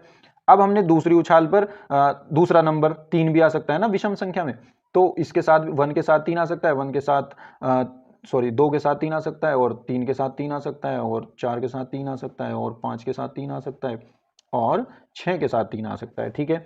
इसी तरीके से 1 के साथ 5 आ सकता है, 2 के साथ 5 आ सकता है, और 3 के साथ 5 आ सकता है, और 4 5 5 5 और 6 5 ये हो सकते हैं, ठीक है। तो इसके अंदर भी 6 3 18 और 6 3 18, इसके अंदर भी 18 एलिमेंट। तो अगर देखा जाए ए इंटरसेक्शन बी में क्या क्या एलिमेंट होंगे, बस वो हमें देखने हैं, ठीक है ना। ए इंटरसेक्शन बी में, अब देखिए ए इंटरसेक्शन बी में कौन कौन से, एक तो 1 1 मिल गया, एक ये मिल गया, दूसरा 1 2 इसमें तो है नहीं, 1 3 और 3 1, 2 3, देखो 1 1 मिल गया, 1 3 मिल गया, 3 1 भी मिल गया, और एक 5 1 मिलेगा, एक 1 5 मिलेगा, ठीक है ना। 5 1 और 1 5, 5 1 और 1 5। इसके अलावा हमें एक मिलेगा 3 3 मिल जाएगा, है ना, 3 3 मिल जाएगा, 5 5 भी मिल जाएगा, और इसके अलावा 3 5 और 5 3, और इसमें 3 5 और 5 3 भी मिल जाएगा, 3 5 और 5 3, ठीक है ना। ये आपके कितने एलिमेंट हो गए, 3 और 3 6 और 3 9, बस ये इतने ही एलिमेंट इसमें मिलेंगे। इसके अलावा हमें कुछ भी कॉमन नहीं मिलेगा, आप चाहे देख लेना, ठीक है ना। ये हमारा बन गया ए बी और ए इंटरसेक्शन बी। अब हमारे लिए आसानी होगी, ठीक है ना। अब ये ध्यान रखना है कि number of element in A, इसके अंदर 18 एलिमेंट हैं, और number of element in B, इसके अंदर भी 18 एलिमेंट हैं, और number of element in A intersection B, इसके अंदर 9 एलिमेंट हैं, ठीक है ना। चलिए देखते हैं। देखिए ये हमारे पास एलिमेंट हैं, तो यहाँ से अब मुझे ये चेक करना है कि P of A intersection B क्या है। P of A intersection B क्या होगा, number of element in A intersection B upon number of element in sample space, यानी टोटल एलिमेंट। तो ये कितना हो जाएगा, 9/36 हो जाएगा, और 9 चौक 36, 1/4 आ जाएगा। दूसरा मुझे चेक करना है कि P of A multiply P of B, ये हमें चेक करना है। तो पी ऑफ ए का मतलब है number of element in A, number of element in A कितने हैं 18 एलिमेंट अपॉन टोटल एलिमेंट यानी 36, इनटू बी में क्या होगा number of element in B यानी 18 एलिमेंट और अपॉन में आ जाएगा टोटल एलिमेंट यानी 36। तो ये 18 दूनी 36 हो जाएगा, ये 18 दूनी 36 हो जाएगा, तो ये भी आ जाएगा 1/4। तो देखिए P of A intersection B, P of A intersection B बराबर आ रहा है P of A multiply of P of B. इसका मतलब ये किसकी कंडीशन है कि जब ए और बी स्वतंत्र घटनाएं हों तब ऐसा होता है, ठीक है ना। तो हम यहाँ लिख देंगे अतः ए और बी, ए और बी, ए और बी स्वतंत्र घटनाएं हैं, स्वतंत्र घटनाएं हैं। ठीक है बच्चों, उम्मीद करता हूं आप समझ गए होंगे। बात करते हैं, देखिए फिफ्थ का क्या क्वेश्चन कहता है कि सभी खंडों को हल करना है हमें। सिद्ध कीजिए कि ये जो है इसके बराबर है। वैसे तो ये एक्सरसाइज आपकी सिलेबस से हट चुकी है, लेकिन ये तो पिछले साल भी हट गई थी, लेकिन इसमें से क्वेश्चन हर सेट में आ रहा है, ठीक है ना। तो हम इस सेट के इस चैप्टर के क्वेश्चन को या इस एक्सरसाइज के क्वेश्चन को जरूर करेंगे, ठीक है ना, छोड़ेंगे नहीं, क्योंकि आसान भी है और कोई दिक्कत नहीं है करने में, तो क्या ही दिक्कत है, कर ही लेते हैं इसको, ठीक है ना, 5 नंबर आ ही जाएंगे। 4a² b² c²। तो आपको ये प्रूफ करना है, ठीक है, लेफ्ट हैंड साइड लेकर के चलेंगे और इसको प्रूफ करेंगे, ठीक है। तो चलिए देखिए लेफ्ट हैंड साइड में एक बार आपको जरूर दोबारा से लिखनी है यही लेफ्ट हैंड साइड। अब हम सबसे पहले ऑपरेशन क्या लगाते हैं कि पहली कॉलम में से ए कॉमन ले लीजिए, दूसरी कॉलम में से बी कॉमन ले लीजिए, तीसरे कॉलम में से सी कॉमन ले लीजिए। यहाँ पे ऐसे लिख दीजिए C1 में से ए, C2 में से बी और C3 में से सी, उभयनिष्ठ लेने पर या कॉमन लेने पर, ठीक है ना, उभयनिष्ठ लेने पर, उभयनिष्ठ लेने पर। तो यहाँ से क्या आ जाएगा, ए कॉमन आ जाएगा, दूसरी से बी कॉमन आ जाएगा, तीसरी से सी कॉमन आ जाएगा। तो यहाँ क्या बचेगा, यहाँ तो ए बचेगा, इन दोनों में से ए बाहर चला गया तो क्या बचा ए प्लस बी, और यहाँ से भी ए बाहर चला गया, यहाँ बी बचा। इसी तरीके से यहाँ पे सी, यहाँ पे बी, यहाँ पे बी प्लस सी, यहाँ पे ए प्लस सी, यहाँ पे ए, यहाँ पे सी, ठीक है ना, आपकी ये हो गई। अब हम क्या ऑपरेशन इसमें लगा सकते हैं जिससे हम कुछ कुछ इसके नज़दीक होते चले जाएं, ठीक है ना। देखिए अगर मैं इस सबको जोड़ दूं, अगर मैं इन सबको जोड़ दूं तो ये 2ac हो जाएगा ना, 2a प्लस सी हो जाएगा, और ये 2a प्लस बी हो जाएगा, और ये 2b प्लस सी हो जाएगा। तो मैं क्या करता हूँ C1 की जगह C1 plus C2 plus C3 को ऐड कर देता हूँ, ठीक है ना। तो मेरे पास क्या बनेगा, मेरे पास ये बन जाएगा ए प्लस सी प्लस ए प्लस सी, यानी 2a हो जाएंगे और 2c हो जाएंगे। तो मैं इसको ऐसे लिख सकता हूँ 2 कॉमन लेकर के, इसी तरीके से 2a प्लस बी हो जाएगा और इसी तरीके से 2b प्लस सी हो जाएगा, ठीक है बच्चों। ये कॉलम हम जू के तू लिखेंगे क्योंकि इनमें हमने कोई छेड़खानी नहीं की, ठीक है ना, तो हम इनको जू का तू लिख देंगे। अब देखिए 2 कॉमन आ जाएगा C1 में से, तो यहाँ पे लिख लेना C1 में से 2 कॉमन लेने पर, उभयनिष्ठ लेने पर, ये वाली लाइन इसी तरीके से कॉमन लेने पर, ये लाइन यहाँ पे लिखना तुम नीचे। तो ये 2 कॉमन आ जाएगा 2abc, और ये आ जाएगा आपका a plus C, A plus B, B plus C, ये हो जाएगा C B, B plus C, और ये हो जाएगा ए प्लस सी, ए और सी, ठीक है। अब देखिए अब हम क्या करेंगे, इसको बस मुझे इसके करीब जाना है, ठीक है ना। देखो 2 तो मेरा आ गया, अब मुझे एक ABC और लाने हैं, एक ABC और एक 2 लाना है मुझे, ठीक है ना। तो इसको छोटा करो, जितना हो सके उतना छोटा करो। अब देखिए अगर मैं इसमें से ये घटा दूं तो C से C हट जाएगा, B से B हट जाएगा, और यहाँ पे पूरा ही 0 हो जाएगा, है ना। तो दोनों में ए आ जाएगा, यहाँ पे 0 आ जाएगा, एक और कॉमन ले लेंगे, ठीक है, सही कह रहा हूँ ना मैं। तो हम क्या करेंगे C1 में C1 माइनस C2 लगा देते हैं, तो ये क्या हो जाएगा 2abc, और यहाँ पे इसमें से जब ये घटाएंगे तो C से C हट जाएगा, A बचेगा, इसमें से ये घटाएंगे तो B से B हट जाएगा, A बचेगा, B प्लस सी में से B प्लस सी घटाएंगे तो 0 बचेगा, ठीक है। और यहाँ पे क्या आ जाएगा आपका C B, B plus C, यहाँ पर A प्लस सी, यहाँ पर A, यहाँ पर C, ठीक है। तो इस वाली में से हम A कॉमन ले लेंगे, हम क्या कहेंगे C1 में से A कॉमन लेने पर या उभयनिष्ठ लेने पर, ठीक है। तो यहाँ से A कॉमन आ जाएगा, तो यहाँ पे 2a² हो जाएगा, 2a² BC as it is रहेगा, ठीक है। तो ये क्या बन जाएगा आपका, ये बन जाएगा 1 1 0 CB B प्लस सी और A प्लस सी, A और C, ठीक है। अब देखियो हम यहाँ अगर इसमें से ये घटा दे 2 0 बन जाएगी हमारी, 2 0 बनते ही हम इसका प्रसार कर देंगे, इजीली हमारा आंसर आ जाएगा, ठीक है ना। तो हम क्या करते हैं हम ये कर देते हैं ऑपरेशन कि R2 में से R1 घटा देते हैं, ठीक है ना, R2 में से ही R1 हम घटा देते हैं। तो ये क्या मिलेगा आपको, 2a² BC R1 में तो हमने कोई छेड़खानी नहीं की, हम R2 में करेंगे, तो R2 में से हमने R1 घटा दिया, 1 - 1 0, B में से C घटाएंगे B - C, A में से A + C घटाएंगे तो -C बचेगा, ठीक है। और यहाँ पे तो ये जू का तू था, 0 B + C और C, ठीक है ना। अब देखिए नेक्स्ट पेज पर चलते हैं। देखिए यहाँ पर हम आगे थे, अब हम क्या करेंगे, इसका R1 के सापेक्ष प्रसार कर देंगे, ठीक है ना, इसको एक्सपेंड कर देंगे कोरस्पॉन्डिंग टू R1, ठीक है। तो ये क्या हो जाएगा, 2a² BC तो एज इट इज रहेगा। अब जब हम 1 के सापेक्ष सॉरी R1 के नहीं C1 के क्योंकि 2 0 हमने यहाँ पे बनाई है ना, इजीली यहाँ से पड़ेगा ये। तो जब हम 1 के सापेक्ष इसको प्रसार करेंगे तो इसकी रो इसका कॉलम छोड़ देंगे, जो बचेंगे उनकी मल्टीप्लाई कर लेंगे, C की मल्टीप्लाई B - C में हो जाएगी, C इंटू B - C, फिर माइनस फॉर्मूले का और -C ये तो माइनस माइनस प्लस C हो जाएगा, इसकी मल्टीप्लाई इसमें करेंगे B + C में, ठीक है, ये आपका आ जाएगा। बाकी दूसरा -0 हो जाएगा और तीसरा भी 0 हो जाएगा, ठीक है ना, अगर आप इनको लिखना चाहो तो ये लिख सकते हो। तो ये हो जाएगा 2a² BC, ये हो जाएगा आपका BC - C² + BC + C² और C² से C² कैंसिल आउट हो जाएगा, ये बचेगा 2a² BC और ये बचेगा 2BC, ठीक है ना। तो ये क्या हो जाएगा, 4 2 दूनी 4 हो गया, a² हमारे पास पहले से था, एक B ये रहा तो B² हो गया और 2 C है C² हो गया, और यही हमारी क्या थी, राइट हैंड साइड थी, ठीक है ना बच्चों। उम्मीद करता हूँ आप समझ गए होंगे, आसान क्वेश्चन है। चलिए नेक्स्ट क्वेश्चन पर चलते हैं।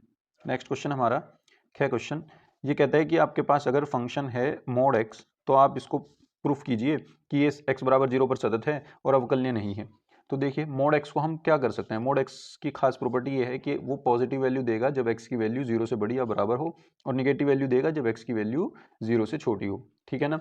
तो इस फंक्शन को अगर हम ऐसे तोड़ लें और इससे कर लें तो भी ये आसान हो जाएगा, और अगर इस तरह नहीं करना चाहते, डायरेक्ट इसी से करना चाहते हैं, तब भी ये हो जाएगा, तब भी कोई दिक्कत आने वाली नहीं है, डायरेक्ट भी कर सकते हैं। तो देखिए लेफ्ट हैंड लिमिट हमारी क्या कहलाएगी, लेफ्ट हैंड लिमिट जब हम निकालते हैं, सतता के लिए चल रहे हैं हम, यहाँ पे लिख लेना सतता के लिए ठीक है, limit x tends to 0 minus, क्योंकि ये लेफ्ट हैंड लिमिट है तो इसलिए हमने यहाँ पे माइनस लगाया हुआ है, और f(x). अब हमें ये देखना है कि 0 के लेफ्ट साइड में, यानी जब x की वैल्यू 0 से छोटी है तो वहाँ पे हमारा फंक्शन कौन सा है, x की वैल्यू जब 0 से छोटी है तो इसका मतलब फंक्शन ये है, तो f(x) की जगह हम -x यहाँ पे रख सकते हैं, तो यहाँ आ जाएगा लिमिट x टेंडिंग टू 0, यहाँ पे -x रख सकते हैं। अच्छा, ये जो निगेटिव था ये सिर्फ दिशा को दर्शा रहा था इसकी कि लेफ्ट साइड में है या राइट साइड में, राइट हैंड साइड में होता तो इसको पॉजिटिव लिख देते, और यहाँ पे माइनस है तो इसका मतलब ये 0 की लेफ्ट साइड में है, तो अगली बार आप यहाँ पे माइनस नहीं लगाएंगे, ठीक है, बस फंक्शन की वैल्यू रख दी। अब इसमें x की वैल्यू लिमिट पुट कर दी तो हमारी वैल्यू क्या आ जाएगी, जब इसमें पुट करेंगे -0, और 0 का मतलब 0 ही रहेगा। अब राइट हैंड लिमिट निकालते हैं। राइट हैंड लिमिट कहती है कि लिमिट एक्सटेंडिंग टू 0 प्लस, अब की बार राइट में है, 0 के राइट में है ना तो प्लस लगाएंगे। अब 0 के राइट में मतलब 0 से बड़ी वैल्यू आएगी, 0 से बड़ी वैल्यू x की, तो फंक्शन हमारे पास क्या है, f(x) = x है, तो हम क्या रखेंगे, f(x) की जगह x रखेंगे, तो ये आ जाएगा x, और इसमें लिमिट पुट करेंगे ये भी 0 आ गया, तो लेफ्ट हैंड और राइट हैंड लिमिट तो दोनों 0 आ रही हैं। एक फंक्शन की वैल्यू भी चेक कर लो 0 पे, क्योंकि हम x = 0 पे ही तो चेक कर रहे हैं ना, x = 0 पे उसने कहा था, तो x = 0 पर देखिए जब x की वैल्यू 0 से बड़ी या 0 के बराबर हो तब फंक्शन हमारा ये है, ठीक है ना। तो x = 0 पर अगर फंक्शन f(x) = x है तो मैं इसमें 0 रखूंगा, तो ये 0 यहाँ पर भी रखूंगा तो 0 ही आएगा, तो क्या आ जाएगा, 0 आ जाएगा। तो तीनों वैल्यू बराबर आ गई है ना, लेफ्ट हैंड लिमिट बराबर आ गई, राइट हैंड लिमिट बराबर आ गई, और उसके साथ फंक्शन की वैल्यू, ये तीनों वैल्यू बराबर आ गई, तो इसका मतलब फलन क्या हो जाएगा, अतः f(x) x = 0 पर सतत है, ठीक है।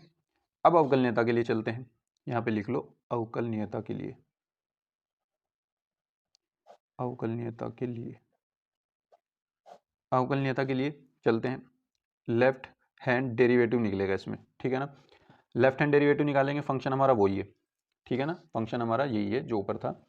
अब लेफ्ट हैंड डेरिवेटिव का क्या होता है फॉर्मूला, इसमें लिमिट ये होता है h tending to 0 f of क्या होता है a - h, है ना, f of a - h, a हमारे पास क्या है 0, तो 0 - h हो गया, माइनस f ऑफ a होता है, f ऑफ a 0 है हमारे पास, अपॉन में आता है माइनस के h, ये फॉर्मूला होता है, फॉर्मूले में हमने डायरेक्ट वैल्यू रख दी अपनी। अब देखिए यहाँ से क्या मिला हमें, हमें मिला limit h tending to 0 f of -h और minus f of 0, f of 0 का मतलब एफ ऑफ ज़ीरो का मतलब क्या हो जाएगा आपका, जो आपने वैल्यू निकाली थी एफ ऑफ ज़ीरो तो ज़ीरो ही रहेगा, तो ये ज़ीरो रख देते हैं और अपॉन में रख देते हैं माइनस के एच। तो देखिए बच्चों, F of minus H, zero में से कुछ घट रहा था, जीरो में से हमने कुछ घटाया तो इसका मतलब निगेटिव वैल्यू आएगी। अब निगेटिव वैल्यू पर यानी x का मान निगेटिव आ रहा है ये, और निगेटिव वैल्यू पे फंक्शन कौन सा है हमारा, जब x की वैल्यू निगेटिव होगी तो हमारा फंक्शन एफ ऑफ एक्स बराबर माइनस एक्स है। तो आपको ये जो माइनस एच है ना, यहाँ पर ये वाला जो माइनस एच है ये आपको यहाँ पे रखना है, यहाँ से ये वाला फंक्शन बनेगा, क्योंकि निगेटिव वैल्यू पर फंक्शन ये है हमारा, है ना, माइनस एक्स। तो इसमें रख सकते हैं, या फिर आप डायरेक्ट इसमें भी रख सकते हैं, तब भी कोई दिक्कत आने वाली नहीं है, ठीक है ना, तब भी कोई दिक्कत आने वाली नहीं है। तो हम क्या करते हैं, रखते हैं इसमें ये आ जाएगा आपका minus h, minus into minus, ये हो जाएगा आपका minus into minus h upon minus h. तो यहाँ से ये प्लस एच हो गया, limit h tending to zero, h upon minus h से एच कैंसिल आउट होकर के माइनस वन बच गया, लिमिट पुट करने की जरूरत नहीं पड़ेगी यहाँ पर। फिर राइट हैंड डेरिवेटिव हम ऐसे फाइंड करेंगे, राइट हैंड डेरिवेटिव क्या हो जाएगा, limit h tending to zero f of zero plus h. यहाँ पर जीरो माइनस एच था क्योंकि जीरो के लेफ्ट साइड में हम थे, अब जीरो के राइट साइड में हम जा रहे हैं तो इसका मतलब जीरो प्लस एच आएगा, यहाँ पे माइनस एफ ऑफ जीरो ही आएगा और अपॉन में पॉजिटिव एच आएगा। लेफ्ट हैंड डेरिवेटिव में निगेटिव एच आता है और राइट हैंड डेरिवेटिव में नीचे पॉजिटिव एच आता है। अब देखिए लिमिट, आप यहाँ पे देखिए limit h tending to zero, अब जीरो के राइट साइड में चले गए यानी जीरो से बड़ी वैल्यू आ गई, जीरो से बड़ी वैल्यू में कौन सा फंक्शन है हमारा, यही है, तो हम यहीं पे जीरो प्लस एच रखेंगे, इसका मतलब जीरो प्लस एच यहीं पे आ जाएगा। तो आपका सिंपल सा हो जाएगा zero plus H minus F of zero की वैल्यू जीरो ही है और अपॉन में एच से एच कट जाएगा तो वन ही बचेगा, और लिमिट पुट करने का कोई मतलब ही नहीं बैठता तो वन आ जाएगा। अब देखिए left hand derivative right hand derivative दोनों अलग अलग हैं, तो left hand derivative not equals to right hand derivative, ठीक है ना, दोनों बराबर नहीं है। अतः हमारा फंक्शन अतः फलन एफ एक्स बराबर जीरो पर सतत है परंतु अवकलनीय नहीं है, अवकलनीय नहीं है, ठीक है बच्चों, ये हो जाएगा आपका प्रूफ। उम्मीद करता हूँ समझ गए होंगे। आप इसको बगैर डिवाइड किए यानी मोड एक्स को दो पार्ट में ना तोड़ करके आप सिंगल पार्ट में भी कर सकते हैं, ठीक है ना। आप मोड एक्स ही रख लीजिए, यहाँ पर भी मोड एक्स ही रख लीजिए, इसी तरह जब फंक्शन यहाँ पे रखेंगे यहाँ पे भी मोड ही रख लीजिए, तो उससे भी कोई फर्क नहीं पड़ेगा, क्वेश्चन आपका तब भी हो जाएगा, ठीक है ना। तो चलिए नेक्स्ट क्वेश्चन पर चलते हैं।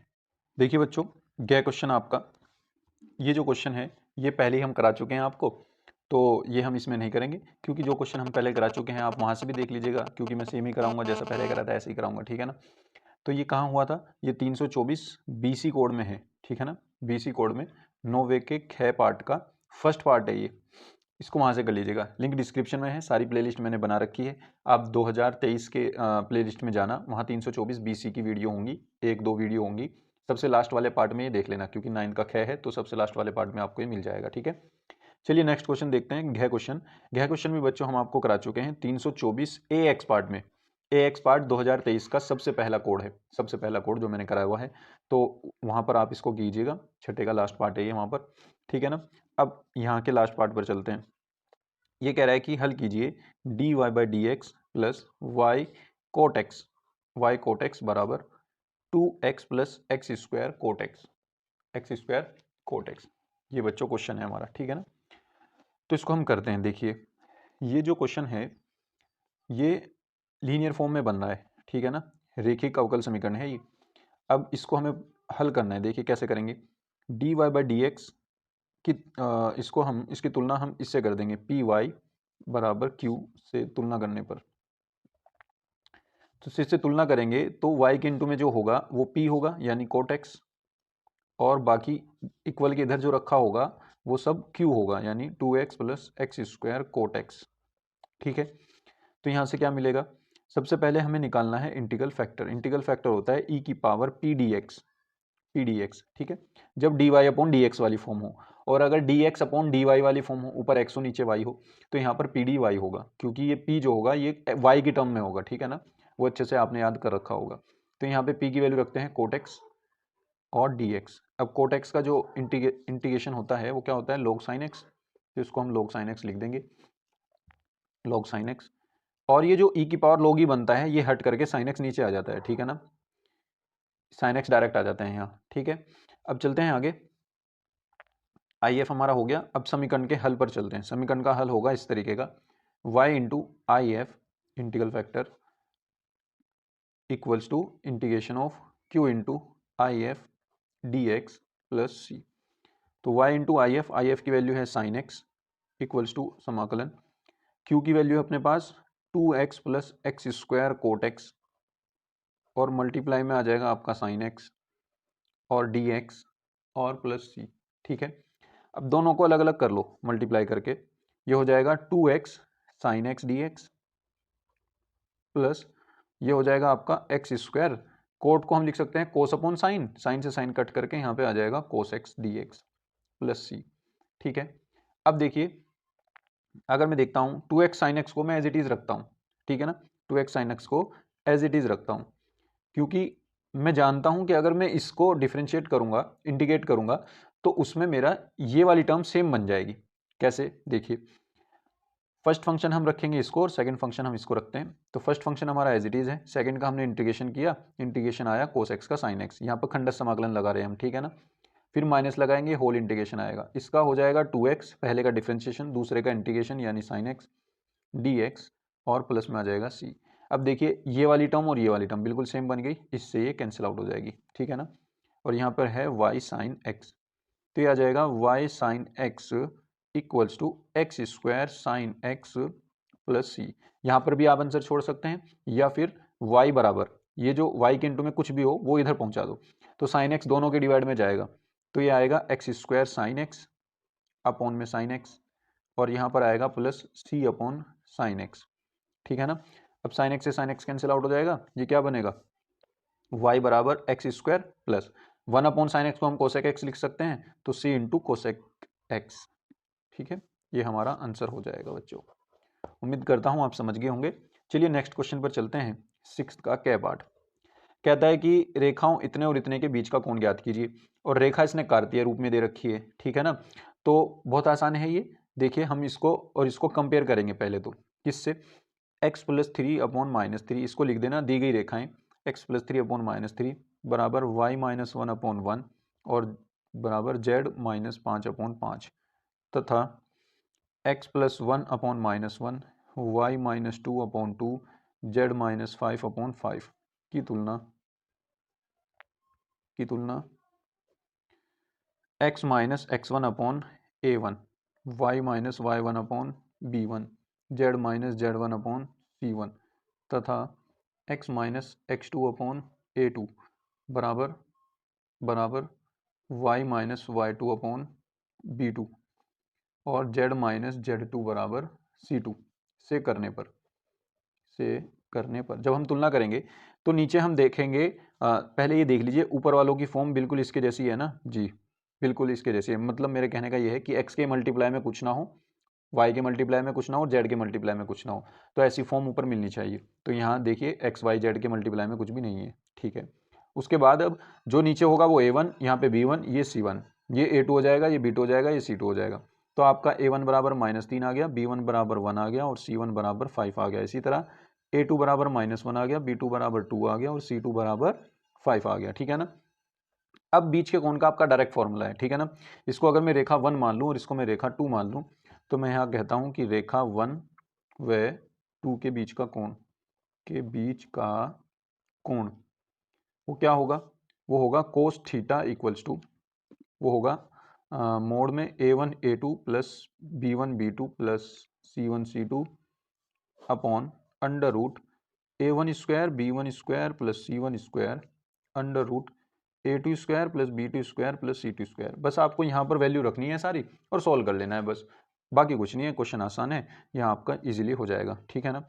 a1 a2 हम रखेंगे, a1 a2 -3 इंटू -1 3 आ जाएगा, प्लस b1 b2 2 एकम 2 आ जाएगा यानी 2 आ जाएगा, प्लस c1 5 और c2 5 यानी आ जाएगा 25 upon under root a1 square b1 square c1 square 25 और 1 26 और 9 35 यानी 35 आ जाएगा। और दूसरे वाले का रूट क्या आएगा, a2 square b2 square c2 square 1 और 4 5 5 और 25 30, यह आ जाएगा 30 आपका, ठीक है ना।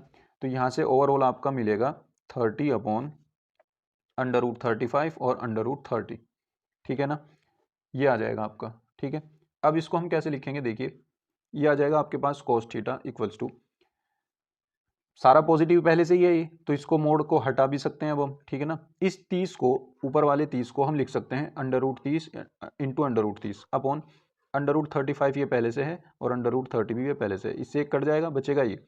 अब इन दोनों को मैं एक ही रूट में लिख सकता हूँ 30/35। अब 5 के टेबल से दोनों कट जाएंगे, 5 7 35, 5 6 30, तो कितना हो जाएगा √6/7। तो हम इसको लिख सकते हैं √6/7, √6/7। तो ये क्या आ जाएगा थीटा, ये थीटा आ जाएगा आपका theta equals to cos inverse √6/7, ठीक है ना। ये आपका हो जाएगा आंसर, बीच का कोण। ठीक है बच्चों, उम्मीद करता हूँ आप समझ गए होंगे। चलिए नेक्स्ट क्वेश्चन पर चलते हैं। देखिए बच्चों, नेक्स्ट क्वेश्चन आपका क्या क्वेश्चन कहता है कि एक थैले में 10 काली और 5 सफ़ेद गेंदें हैं, ठीक है ना। तो हमारे पास कुल गेंदें कितनी हैं, अगर हम देखें तो कुल गेंद हमारे पास है 10 + 5 यानी 15 गेंदें, 10 + 5 यानी 15 गेंद, ठीक है। जिसमें से लाल गेंद कितनी है और काली गेंद कितनी है वो भी आप लिख दीजिए, थोड़ी सी थ्योरी बढ़ जाएगी, है ना। लाल गेंद कितनी है अपने पास, सॉरी लाल तो है ही नहीं, लाल की जगह काली है, ठीक है ना, तो काली कर लेते हैं। काली गेंद हमारे पास 10 हैं और सफ़ेद गेंद हमारे पास कितनी है, सफ़ेद गेंद बराबर 5 है, ठीक है, ये हमने लिख दी। अब ये कह रहा है कि दो गेंद एक के बाद एक निकाली जाती है और पहली गेंद दूसरे के निकालने से पहले वापस नहीं रखी जाती, यानी जब हमने पहली निकाली थी गेंद वो बाहर ही रख ली, ठीक है ना, फिर दूसरी गेंद निकाली। अब ये कह रहा है कि मान लीजिए कि थैले में से प्रत्येक गेंद का निकालना समसंभाव्य है, दोनों काली गेंद निकालने की क्या प्रायिकता है। अब मैं अगर पहली गेंद निकालता हूं तो देखिए पहली गेंद निकालने की प्रायिकता, पहली गेंद काली निकालने की प्रायिकता, ठीक है ना, पहली काली गेंद, यहाँ पे काली लिखना, पहली काली गेंद निकलने की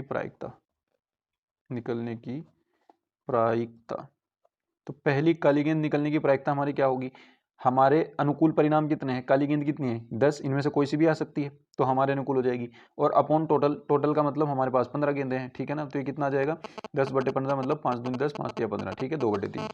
अब जो पहली गेंद हमने निकाली वो गेंद निकाल करके हमने साइड में रख दी, बाहर ही रख दी, थैले में नहीं डाली, ठीक है ना। अब हमारे पास दूसरी काली गेंद निकालने की क्या प्रायिकता होगी वो देखिए, दूसरी काली गेंद निकलने की प्रायिकता, ठीक है। तो कैसे निकलेगी वो, अब जो हमारे पास काली गेंद है उनमें से एक निकल के तो हमने बाहर रख दी, बची अंदर कितनी 9 गेंदें, ठीक है ना, और टोटल में से भी एक घट गई, टोटल 15 थी, एक काली गेंद तो हमने बाहर निकाल के रखी दी थी, तो टोटल में से भी एक घट गई, तो कितने बच गए 14 गेंद बच गई, है ना, यानी 14 बोले आपके पास बच गई। तो ये आ जाएगा आपके पास 9/14। अब वो कह रहा है कि दोनों काली गेंद निकालने की क्या प्रायिकता है, अगर दोनों को हम एक साथ देखें तब दोनों काली गेंद निकलने की प्रायिकता या निकालने की प्रायिकता, ठीक है ना। तो ये हमारा प्रायिकता गुणन नियम से दोनों की मल्टीप्लाई हो जाएगी, ठीक है ना। तो ये हो जाएगा 2/3 इंटू 9/14, क्योंकि प्रोसेस कंप्लीट तभी हुआ ना जब हमने दूसरी काली गेंद निकाल दी, ये तो अभी अधूरा प्रोसेस है, ये भी अधूरा प्रोसेस है, मल्टीप्लाई होकर के पूरा प्रोसेस बनेगा ये, ठीक है ना। प्रायिकता गुणन नियम ये कहता है कि जब तक आपका प्रोसेस कंप्लीट नहीं होता तो आप सारी प्रायिकताओं की गुना करते चलिए, ठीक है ना। अगर एक और तीसरी निकलती तो उसकी भी हम मल्टीप्लाई कर लेते, तो 3 तिया 9 और 3 दूनी 6 और ये 2 सत्ते 14, 3/7 आपका ये आंसर आ जाएगा, ठीक है ना। उम्मीद करता हूँ आप समझ गए होंगे। नेक्स्ट क्वेश्चन पर चलते हैं बच्चों, गए क्वेश्चन पर। ये हमने पहले ही आपको करा चुका है, और ये कहाँ कराया हमने, ये 324 AZ कोड में 90 का क्या पार्ट है, आप इसको वहाँ से कर लीजिएगा, ठीक है। हल्का फुल्का अगर चेंज भी हुआ, बहुत हल्का सा, या तो 2 इक्वेशन हो या 3 हो, 3 में से 2 यहाँ 2 वहाँ 3 हो, इस तरीके से हल्का फुल्का चेंज आप एडजस्ट कर लीजिएगा, ठीक है ना। बार बार क्वेश्चन कराऊंगा, एक ही प्रोसेस है, सेम प्रोसेस है, उसी प्रोसेस से होगा ये, ठीक है। चलिए नेक्स्ट क्वेश्चन पर चलते हैं, गह क्वेश्चन पर। गह क्वेश्चन कह रहा है कि दर्शाइए कि सदिश ये और ये एक समकोण त्रिभुज के शीर्ष हैं। तो मान लीजिए, माना त्रिभुज के शीर्ष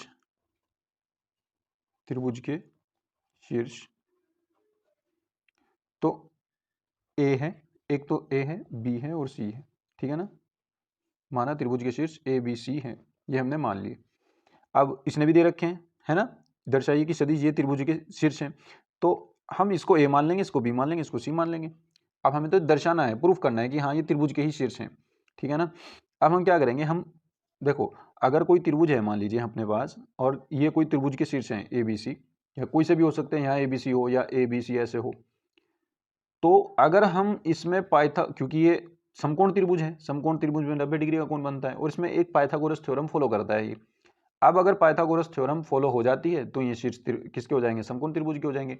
उसके लिए हमें इसकी भुजाएं चाहिए, तो भुजाएं निकालनी पड़ेगी हमें, ठीक है ना। तो हम तीनों भुजाएं निकाल लेते हैं, ठीक है। तो हम क्या करेंगे तब, त्रिभुज की भुजाएं, त्रिभुज की भुजाएं, तो हम क्या करेंगे सर्वप्रथम ए बी वैक्टर निकालेंगे और फिर उसका परिमाण निकालेंगे, भुजाएं तभी आएंगी। तो ए बी वैक्टर क्या होगा, बी के स्थिति सदिश माइनस ए के स्थिति सदिश, बी माइनस ए, तो बी में से ए घटा दो, तो बी आपके पास क्या है, बी आपके पास ये रहा शीर्ष, तो आई कैप प्लस 3 आई कैप माइनस 3 जे कैप माइनस 5 के कैप, इसमें से आप माइनस कर दो कौन सा, ए वाला, ये वाला, तो ये हो जाएगा 2 आई कैप माइनस जे कैप प्लस के कैप, क्या हो जाएगा आई माइनस 2 आई, ये हो गया माइनस के आई कैप, ठीक है, और ये हो गया माइनस के 2 जे कैप, और ये हो गया माइनस के 6 के कैप, -3 और +1 माइनस के 2, ठीक है। ए बी हो गया। अब निकालते हैं बी सी वैक्टर, इसी तरीके से ये सी माइनस बी हो जाएगा। सी आपका क्या है, 3 आई कैप माइनस 4 जे कैप और माइनस 4 के कैप, इसमें से आपको घटा देना है सी में से बी घटा देना है, बी है आपका आई कैप माइनस 3 जे कैप माइनस 5 के कैप, तो ये क्या होगा आपका, ये बनेगा 2 आई कैप माइनस जे कैप प्लस के कैप, ठीक है। अब ए सी निकाल दीजिए एक भुजा, ए सी भुजा जो आएगी आपकी वो आएगी सी माइनस ए, तो सी ये रहा, ए ये रहा, तो सी माइनस ए करेंगे तो ये हो जाएगा 3 आई कैप माइनस 4 जे कैप प्लस माइनस 4 के कैप, माइनस इसमें से ये घट जाएगा 2 आई कैप माइनस जे कैप और प्लस के कैप, ठीक है।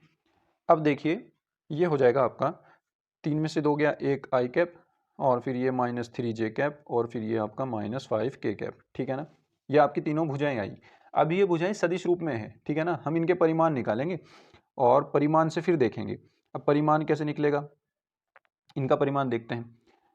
ए बी का परिमाण क्या आएगा, √1 का स्क्वायर -1 का स्क्वायर फिर प्लस -2 का स्क्वायर फिर प्लस -6 का स्क्वायर, यानी अगर ये A I plus B J plus C K cap है तो A square plus B square plus C square का √ लेंगे तो ए बी का परिमाण निकल जाएगा।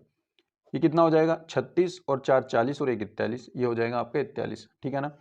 अब देखते हैं बी सी का परिमाण क्या है। बी सी क्या हो जाएगा आपका, ये 2 का स्क्वायर प्लस -1 का स्क्वायर प्लस 1 का स्क्वायर, कितना हो जाएगा 4 5 6, ये आ जाएगा √6।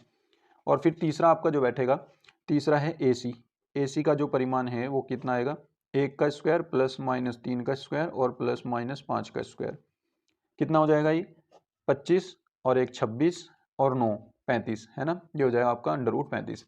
तो देखिए बच्चों, अगर मैं इन सब के रूट इधर पहुंचा दूं इनके पास, तो ये ए बी स्क्वायर हो जाएगा, ये बी सी स्क्वायर हो जाएगा, ए सी स्क्वायर हो जाएगा, है ना। तो किन्हीं दो भुजाओं का स्क्वायर का सम किसी तीसरी भुजा के बराबर आ रहा होगा, है ना। तो देखिए अगर मैं ये देखता हूं, भुजा ए बी के स्क्वायर का सम किसके बराबर आ रहा है, भुजा बी सी का स्क्वायर प्लस ए सी का स्क्वायर, इनके स्क्वायर के बराबर आ रहा है ना। 43 बराबर 35 प्लस 6 भी 43 ही होते हैं, ठीक है ना। तो किसी एक भुजा का स्क्वायर का सम किन्हीं दो भुजाओं के स्क्वायर के सम के बराबर आ रहा होगा, तो इसका मतलब वो समकोण त्रिभुज के शीर्ष हैं। क्योंकि पाइथागोरस थ्योरम क्या कहती है, कर्ण स्क्वायर इक्वल टू लंब स्क्वायर प्लस आधार स्क्वायर, तो इनमें से कोई एक लंब कोई एक आधार होगा और ये आपका कर्ण होगा, ठीक है ना। अतः हम यहाँ क्या कहेंगे, अतः दिए गए शीर्ष समकोण त्रिभुज के शीर्ष हैं, समकोण त्रिभुज के शीर्ष हैं, ठीक है ना बच्चों। उम्मीद करता हूं आप समझ गए होंगे। चलिए नेक्स्ट क्वेश्चन पर चलते हैं। ये बच्चों नेक्स्ट क्वेश्चन आपका लास्ट, इसका 6 का लास्ट पार्ट, ये कह रहा है कि x plus y d x plus x minus y d x, ये डी वाई है, डी वाई और ये डी एक्स है और बराबर 0 है। इसका हमें विशिष्ट हल ज्ञात करना है जब y बराबर 1 हो और जब x बराबर 1 पर y बराबर 1 हो, ठीक है। तो सबसे पहले हमें इसको पहचानना पड़ेगा ये कौन से टाइप के अवकल समीकरण है, इसको सॉल्व करने के लिए हमें कौन सा मेथड लगाना पड़ेगा। तो अगर मैं यहाँ से d y by d x की वैल्यू फाइंड करता हूँ, x plus y d y, और इसको मैं उधर भेज दूँ, ये हो जाएगा -x minus y d x, और डी एक्स इसके अपॉन में ले आऊँ, d y upon D x equals to ये हो जाएगा आपका माइनस के अंदर मल्टीप्लाई कर दो, ये हो जाएगा माइनस वाई माइनस एक्स, और ये अपॉन में आ जाएगा। ये एक्स प्लस वाई को वाई प्लस एक्स लिख लो, कोई फर्क नहीं पड़ेगा, ठीक है ना, वाई प्लस एक्स लिख लिया मैंने। तो अगर मैं यहाँ से देखता हूँ, ये कौन सी आपकी अवकल समीकरण बन गई, समघातीय अवकल समीकरण, ठीक है ना, जिसमें y बराबर वी एक्स पुट करना होता है या x बराबर वी वाई पुट करना होता है। तो ये dy अपॉन डी एक्स की फॉर्म है, इसमें y बराबर वी एक्स पुट करना पड़ेगा आपको। तो पुट करेंगे y बराबर वी एक्स, इसका भी डिफ्रेंशिएशन करेंगे dw/r2x, dw/r2x, तो ये क्या हो जाएगा, dy upon D x equals to v जू का तू x का करेंगे 1 हो जाएगा x के रिस्पेक्ट में, प्लस x जो का दूं v का करेंगे dv अपॉन dx आ जाएगा, ठीक है। ये बन जाएगी समीकरण 2। अब समीकरण 1 व 2 में देखो लेफ्ट हैंड साइड बराबर है तो राइट हैंड साइड भी बराबर होगी, तो हम क्या करते हैं, समीकरण 1 व 2 से लिखते हैं, समीकरण 1 व 2 से। तो ये हो जाएगा आपका v plus X D we upon D X, यानी ये वाली टर्म इसके इक्वल हो जाएगी। अब इसमें v y बराबर वी एक्स पुट कर लेंगे, है ना, तो ये आ जाएगा v x minus x upon v x plus x, ठीक है। यहाँ से x कॉमन लेकर के कट जाएगा, x कॉमन लेंगे तो बचेगा v माइनस वन, और यहाँ से x कॉमन लेंगे ये बचेगा v प्लस वन, इससे ये कट जाएगा। तो हम v उधर लेके जाएंगे तो ये क्या बचेगा, x d we upon D x equals to v minus one upon v plus one और माइनस v। इसको सॉल्व करेंगे तो क्या आएगा, v minus one minus v की मल्टीप्लाई v प्लस वन में हो जाएगी और अपॉन में आ जाएगा v प्लस वन। ये हो जाएगा x d we upon D x equals to v minus one ये वाला, फिर माइनस वी स्क्वायर और माइनस वी की वन में करेंगे माइनस वी आ जाएगा और अपॉन में आ जाएगा आपका वी प्लस वन। वी से वी कैंसिल आउट हो जाएगा और ऊपर से हम माइनस कॉमन ले लेते हैं, ये बचेगा v square plus one, upon में आ जाएगा वी प्लस वन, ठीक है। अब देखो यहाँ से हमें वेरिएबल सेपरेबल करना है, चर पृथकीकरण, एक्स वाले एक साइड वी वाले एक साइड, तो वी वाले इस साइड कर लेंगे हम, यहाँ पे आ जाएगा वी स्क्वायर प्लस वन और ऊपर आ जाएगा v plus one d we, और ये डी एक्स इधर चला जाएगा, एक्स भी इधर आ जाएगा, तो ये आ जाएगा माइनस में one upon x D x, ठीक है ना। अब देखिए दोनों ओर का इंटीग्रेशन हम कर देंगे, दोनों ओर का इंटीग्रेशन करने पर, समाकलन करने पर लिख दीजिएगा और फिर इंटीग्रेशन करिएगा। अब इंटीग्रेशन का खेल है, ठीक है ना, आपको इंटीग्रेशन करना आना चाहिए, किस तरीके से करेंगे। तो यहाँ से डायरेक्ट तो ये इसका बन नहीं रहा कुछ, तो हम क्या करते हैं, इसको दोनों को अलग अलग अपॉन में लिख देते हैं, इसके v square plus one upon v square plus one, और ये पूरे में आ जाएगा डी वी, और ये हो जाएगा माइनस बाहर one upon x D x, ठीक है। अब देखिए अगर मैं इसको टी मानता हूँ तो मेरा टू वी डी वी का आएगा, टू वी की जरूरत पड़ेगी, ठीक है ना। तो मैं पहले 2 से मल्टीप्लाई और 2 से डिवाइड कर लूंगा यहाँ पर, चलो अभी नहीं करता, नेक्स्ट में करूंगा जब इनको दोनों को अलग अलग कर दूंगा, v upon v square plus one d v यहाँ पर, और फिर इसको 1 upon v square plus one d we और बराबर माइनस के 1 अपॉन एक्स डी एक्स, ठीक है। अब देखिए इसको अगर मैं टी मानता हूँ तो टू वी डी वी का मेरे पास डिफ्रेंशिएशन आएगा, तो मैं क्या करता हूँ 2 से मल्टीप्लाई 2 से डिवाइड पहले ही कर लेता हूँ। अब इसको टी मानेंगे तो ये पूरा इसका डिफरेंशिएशन रखा हुआ है ऊपर, तो जब ऐसा फंक्शन मिल जाए जहाँ नीचे फंक्शन हो और ऊपर उसका डिफरेंशिएशन रखा हो तो आप उसको डायरेक्ट कर सकते हैं 1/2 लॉग और फंक्शन लिख देंगे, फंक्शन था आपका वी स्क्वायर प्लस वन, ठीक है, क्लियर है बात। फिर प्लस में आएगा 1/वी स्क्वायर प्लस वन होता है टेन इनवर्स वी का इंटीग्रेशन, और ये होगा 1/x log x का, ठीक है, और ये आ जाएगा आपका प्लस में यहाँ पे c, ठीक है, c1 कह लो इसको। अब यहाँ पे आएगा देखिए 1/2 लॉग, इसको मैं वैल्यू रख दूं y square upon x square और प्लस में 1, ठीक है, और ये log x इधर ले आता हूँ, ये हो जाएगा प्लस में log x, क्या हो जाएगा, प्लस में हो जाएगा log x, और ये टेन इनवर्स v, इसको भी यहीं पे रखा रहने दो, है ना, प्लस टेन इनवर्स v बराबर c1। अब देखिए बच्चों जरा, अगर मैं आपसे ये कहूँ कि मुझे इसको इसके साथ सॉल्व करना है तो मैं तब तक नहीं सॉल्व कर पाने का जब तक ये 1/2 इसके सामने रखा हुआ है। दोनों में से 1/2 कॉमन लेने के लिए मुझे इसमें भी 1/2 लगाना पड़ेगा, 1/2 इसमें मैं लगा नहीं सकता डायरेक्ट, तो मुझे 2 से मल्टीप्लाई 2 से डिवाइड करनी पड़ेगी, तो मैंने 2 से मल्टीप्लाई 2 से डिवाइड कर दी, लेकिन जो वो मल्टीप्लाई वाला 2 था वो इसकी पावर में चला गया यहाँ, तो मैंने इसको पावर में लगा दिया यहाँ, ठीक है ना, समझ रहे हैं ना आप। ये log m की पावर n है तो n तो आगे आ जाता है, 2 से 2 कट जाता है, log x ही बचेगा, log x ही था, तो यानी क्वेश्चन पे हमारे कोई फर्क अभी नहीं पड़ा। अब 1/2 अगर मैं यहाँ से कॉमन ले लेता हूँ तो ये log m बनेगा और log n बनेगा, तो log m plus log n क्या हो जाएगा, log m इंटू n, यानी y square upon x square plus one की मल्टीप्लाई एक्स स्क्वायर में हो जाएगी log m इंटू n, और प्लस में टेन इनवर्स v हो जाएगा और बराबर में c1, v को भी y अपॉन x रख दो, ठीक है ना, यहाँ पर भी रख दो y अपॉन x। देखिए हमने ये कहाँ से रखा है v बराबर, क्योंकि हमने माना था हमने ये माना था y बराबर वी एक्स, है ना, सबसे शुरू में, तो वहाँ से अगर मैं v की वैल्यू फाइंड करता हूँ तो क्या आएगी, y अपॉन एक्स, तो ये वैल्यू रख रहा हूँ मैं, ठीक है। अब देखिए आगे क्वेश्चन, ये 1/2 अगर मैं चाहूँ तो इसका एलसीएम ले करके इसको उधर भी भेज सकता हूँ, तो ये हो जाएगा आपका log इस एक्स स्क्वायर की मल्टीप्लाई अंदर करो, जब पहली टर्म में करोगे तो नीचे वाला एक्स स्क्वायर कट जाएगा, दूसरी टर्म में करोगे तो एक्स स्क्वायर आ जाएगा, प्लस इस 2 की मल्टीप्लाई यहाँ पे भी होगी 2 tan inverse y upon x, और ये 2 इधर भी चला जाएगा 2c1, क्योंकि वो नीचे आएगा ना, पूरे के अपॉन में 2 आएगा, वो घूम करके ऊपर चला जाएगा। मैं बहुत से स्टेप नहीं लिख रहा हूँ बच्चों, ठीक है ना, आप उनको कर लीजिएगा। अब उसने एक स्पेसिफिक वैल्यू दी है कि x बराबर 1 जब हो तो y बराबर 1 होगा, जब x बराबर 1 हो तब y बराबर 1, जब तब, ऐसे लिख लो। तो यहां से C1 की वैल्यू निकलेगी। अच्छा, इस 2C1 को मैं क्या कह देता हूं, C कह देता हूं ओनली, ठीक है, इसी को मैं C कह देता हूं, यहाँ पे C है बस ये अब, ठीक है, या चलो आप 2C1 ही रहने दो, कोई दिक्कत नहीं है, ठीक है ना। अब हम x1 की वैल्यू रखते हैं यहाँ पर, ये क्या हो जाएगा, जब 1 रखूंगा y की, x की वैल्यू 1 रखूंगा, 1 + 1 2 हो जाएगा, और प्लस 2 tan इनवर्स, यहाँ पे 1 रखूंगा, यहाँ पे 1 रखूंगा, 1 आ जाएगा बस, ठीक है, बराबर 2C1। ये कितना हो जाएगा, log 2, और ये हो जाएगा आपका tan इनवर्स 1 की वैल्यू पाई/4 होती है, क्योंकि यहाँ पे 1 जो होता है वो tan पाई/4 की वैल्यू होती है, 10 रखूंगा कट जाएगा, पाई/4 आएगा, तो 2 × पाई/4, इससे मल्टीप्लाई होकर के कट जाएगा, ये बनेगा 2C1, यानी 2C1 की वैल्यू आपके पास आई log 2 पाई/2, है ना। 2C1 की जो वैल्यू आई वो आई log 2 plus पाई/2।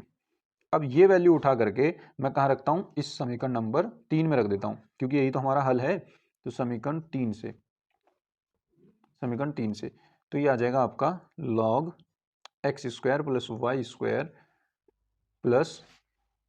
Plus 2 tan inverse y upon x बराबर 2C1 की जगह क्या वैल्यू रख दूंगा, ये वाली वैल्यू रख दूंगा, ठीक है ना। तो ये आ जाएगा आपका पाई/2 log 2 प्लस पाई/2, ठीक है, ये आपका हो जाएगा इसका हल, विशिष्ट हल, ठीक है। उम्मीद करता हूँ आप समझ गए होंगे, आसान क्वेश्चन है।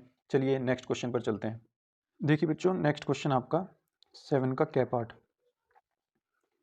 ये कह रहा है कि समीकरण निकाय इतने को हल कीजिए, और ये जो निकाय है ये पहले भी आया हुआ है किसी कोड में, तो मैं वो कोड आपको बता देता हूँ कहाँ आया हुआ है ये, और फिर आप इसको वहाँ से डायरेक्ट कर लेना, ठीक है ना।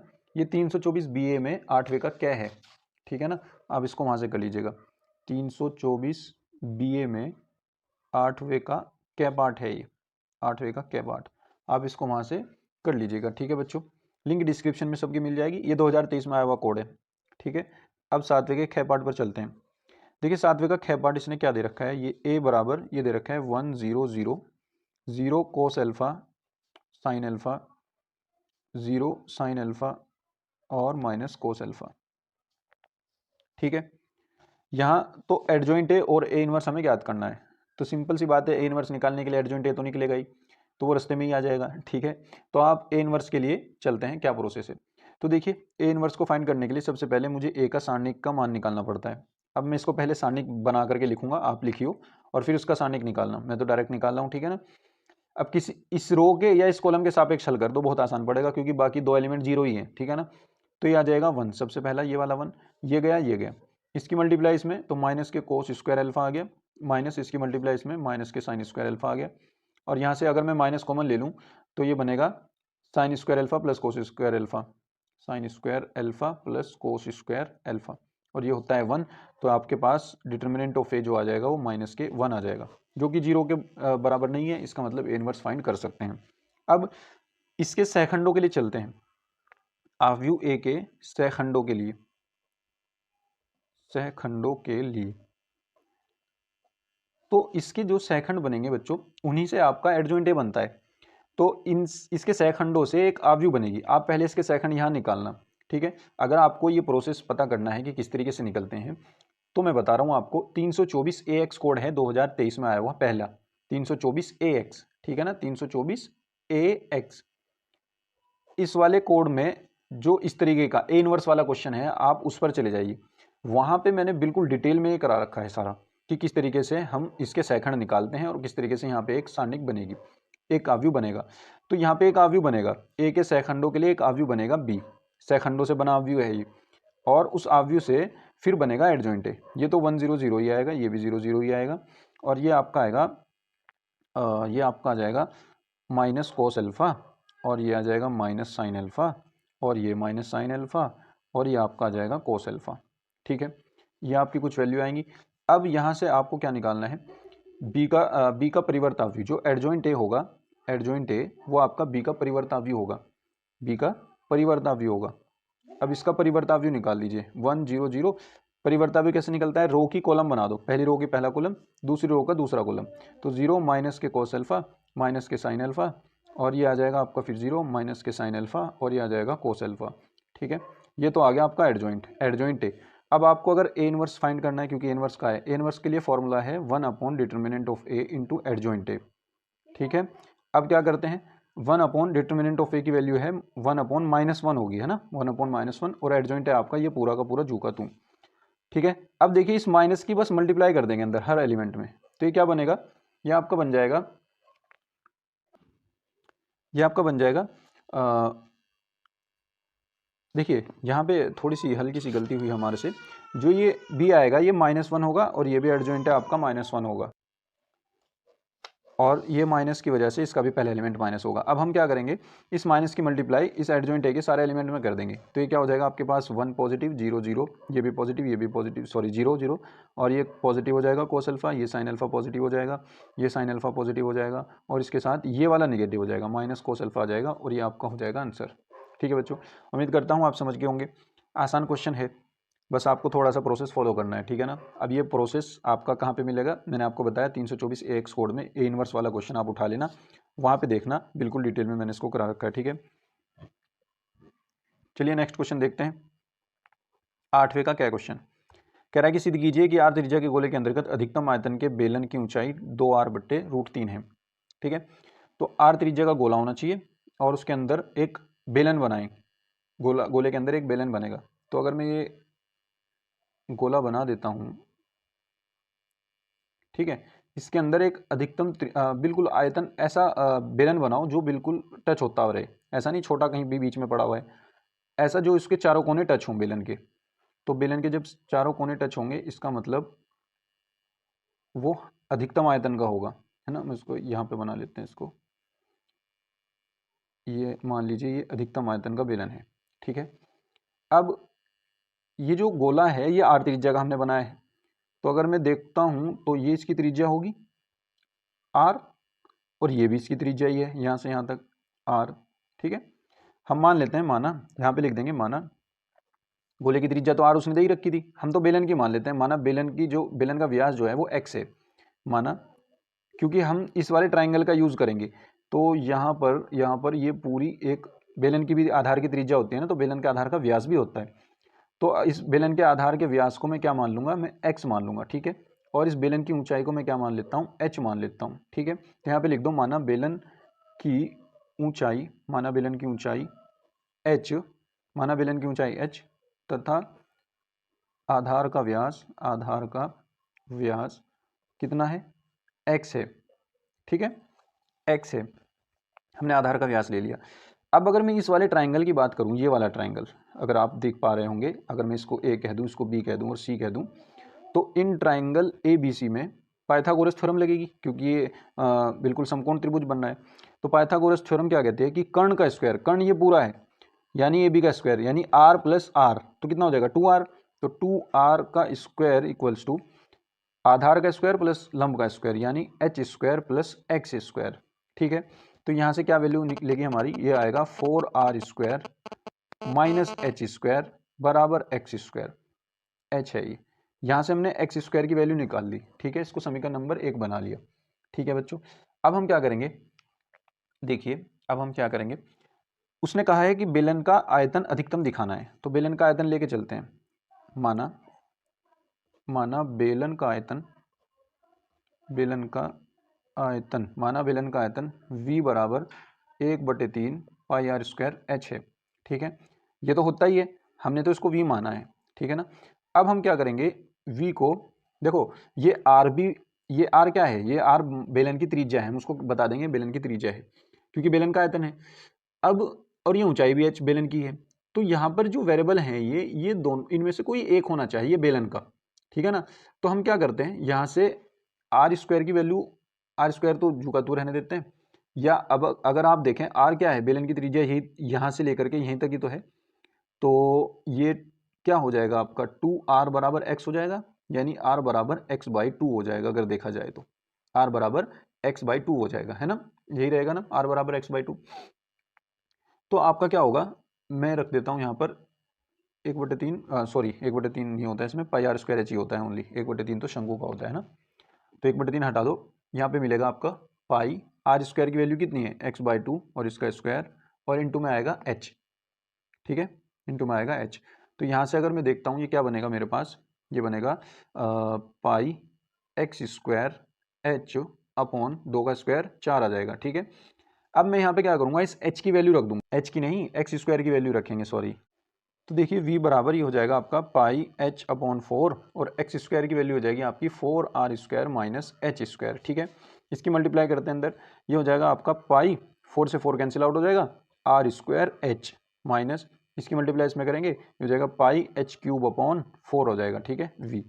अब इसका dw/r2h करेंगे h की रिस्पेक्ट में, तो ये क्या हो जाएगा dv upon d h equals to pi are square तो कांस्टेंट है इसके हिसाब से, h वेरिएबल है तो h का करेंगे तो h का 1 ही आएगा h की रिस्पेक्ट में, माइनस इसका करेंगे तो आ जाएगा 3 पाई एच स्क्वायर अपॉन में आ जाएगा 4, ठीक है। अब उच्चतम व निम्नतम के लिए, उच्चतम व निम्नतम के लिए हमें इसको जीरो रखना पड़ता है ना। dv अपॉन डी एच को फर्स्ट ऑर्डर डेरिवेटिव को जीरो रखना पड़ता है। तो यहाँ से जब हम इसको जीरो रखेंगे pi are square minus 3 pi H square upon 4 को, तो यहाँ से क्या मिलेगा हमें, पाई आर स्क्वायर बराबर 3 पाई एच स्क्वायर अपॉन में आ जाएगा 4, पाई से पाई कैंसिल आउट हो जाएगा, 4 इधर आ जाएगा, 4r स्क्वायर हो जाएगा इक्वल्स टू 3h स्क्वायर हो जाएगा। तो यहाँ से 3 भी अपॉन में भेज दो, इसके 3 अपॉन में भेज दें यहाँ से हटा करके, ये स्क्वायर अब दोनों ओर का अगर मैं स्क्वायर रूट लगा दूँ तो ये आ जाएगा आपका h बराबर 2r अपॉन 4 में से 2 बाहर आ गया, r स्क्वायर का r आ गया, 3 में √3 लग गया, तो h बराबर 2r अपॉन √3 आ गई। तो ये ऊंचाई तो आ गई, लेकिन अभी अभी अधिकतम दिखाना है हमें आयतन उसका, ठीक है ना। तो h बराबर, अब इसका dv डबल डेरिवेटिव फाइंड करो, d2v upon d h square, किसका निकलेगा, इस वाली समीकरण का दोबारा। तो यहाँ से हो जाएगा h तो इसमें है नहीं तो ये तो कांस्टेंट है, इसका 0 माइनस इसमें h है, इसका करेंगे तो ये कितना हो जाएगा 3 दूनी 6 पाई h अपॉन में 4। अब इस वाली h की वैल्यू पे ये वैल्यू देखेंगे निगेटिव आएगी या पॉजिटिव आएगी, तो हम कहेंगे h बराबर 2r अपॉन √3 पर d2v upon d h square equals to minus 6 upon 4 pi, h की वैल्यू हो गई आपकी 2r अपॉन √3। अगर देखा जाए तो ये निगेटिव ही है पूरी, है ना, सॉल्व करने की भी जरूरत नहीं है। आप इसको बता दीजिए कि ये हो गई ऋणात्मक, अगर ऋणात्मक है तो इसका मतलब इसका आयतन अधिकतम होगा, अतः हम क्या लिखेंगे, अतः h बराबर 2r अपॉन √3 पर बेलन का आयतन अधिकतम होगा, बेलन का आयतन अधिकतम है, ठीक है ना। बस ये बात प्रूफ हो गई आपकी, ठीक है। उम्मीद करता हूँ आप समझ गए होंगे। चलिए नेक्स्ट क्वेश्चन पर चलते हैं। नेक्स्ट क्वेश्चन आपका क्या कहता है, ख क्वेश्चन कहता है कि 0 से पाई आपके पास है और x tan x है और अपॉन में है आपका sec x plus tan x और dx और बराबर π/2 मल्टीप्लाई π-2, ठीक है। अब इसको हमें सॉल्व करना है, तो देखिए इसको हम कैसे करेंगे, ये भी आसान ही है, हो जाएगा इजीली। तो सबसे पहले हम इसकी लेफ्ट हैंड साइड को लेकर के चलते हैं और इसको i मान करके चलते हैं, माना i बराबर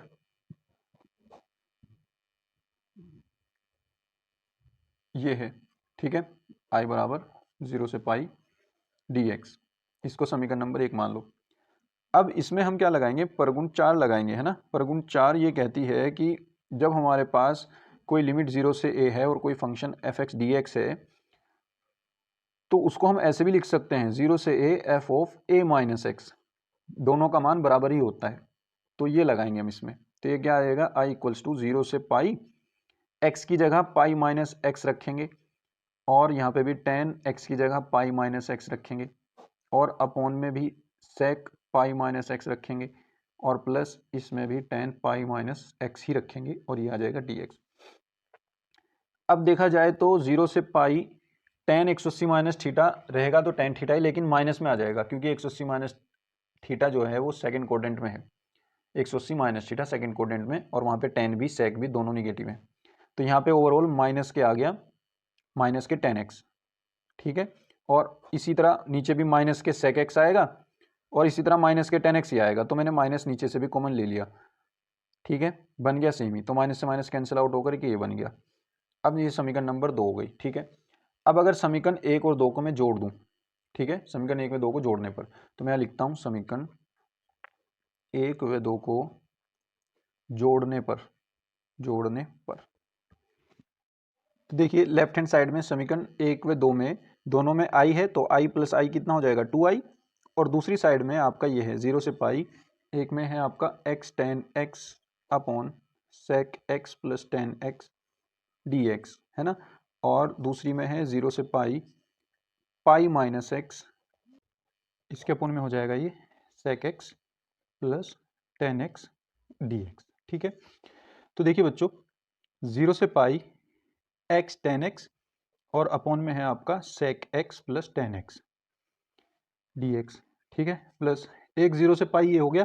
देखो इसमें दो टर्म है, tan x की मैं पाई में मल्टीप्लाई करूँ और tan x की मैं x में मल्टीप्लाई करूँ, दो अलग अलग टर्म बनेगी, उन दोनों टर्म के अपॉन में दोनों अलग अलग दे देंगे, ठीक है ना। तो यहाँ से दो टर्म निकल करके आएगी, एक आएगी ये पाई tan x अपॉन में ये sec x plus tan x dx, ठीक है, और एक आएगी माइनस में 0 से पाई x tan x upon sec x plus tan x dx, ठीक है। अब ये जो है ये वाली टर्म से ये वाली टर्म कैंसिल आउट हो जाएगी, ठीक है ना। आपके पास बचेगा 2i इक्वल्स टू ये पाई बाहर 0 से पाई, और ये बचेगा tan x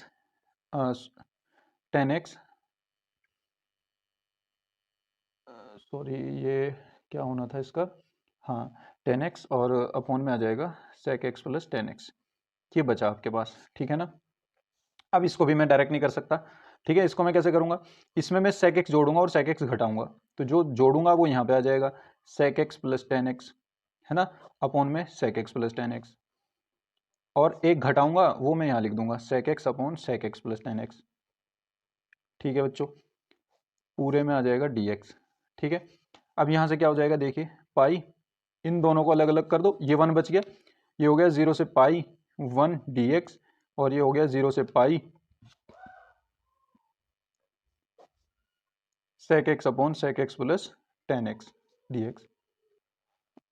तो देखिए बच्चों यहाँ से अब क्या हो जाएगा ये पाई, चलो इसको मैं बाद में लिख लूँगा, ठीक है ना, ये तो डायरेक्ट हो जाएगा।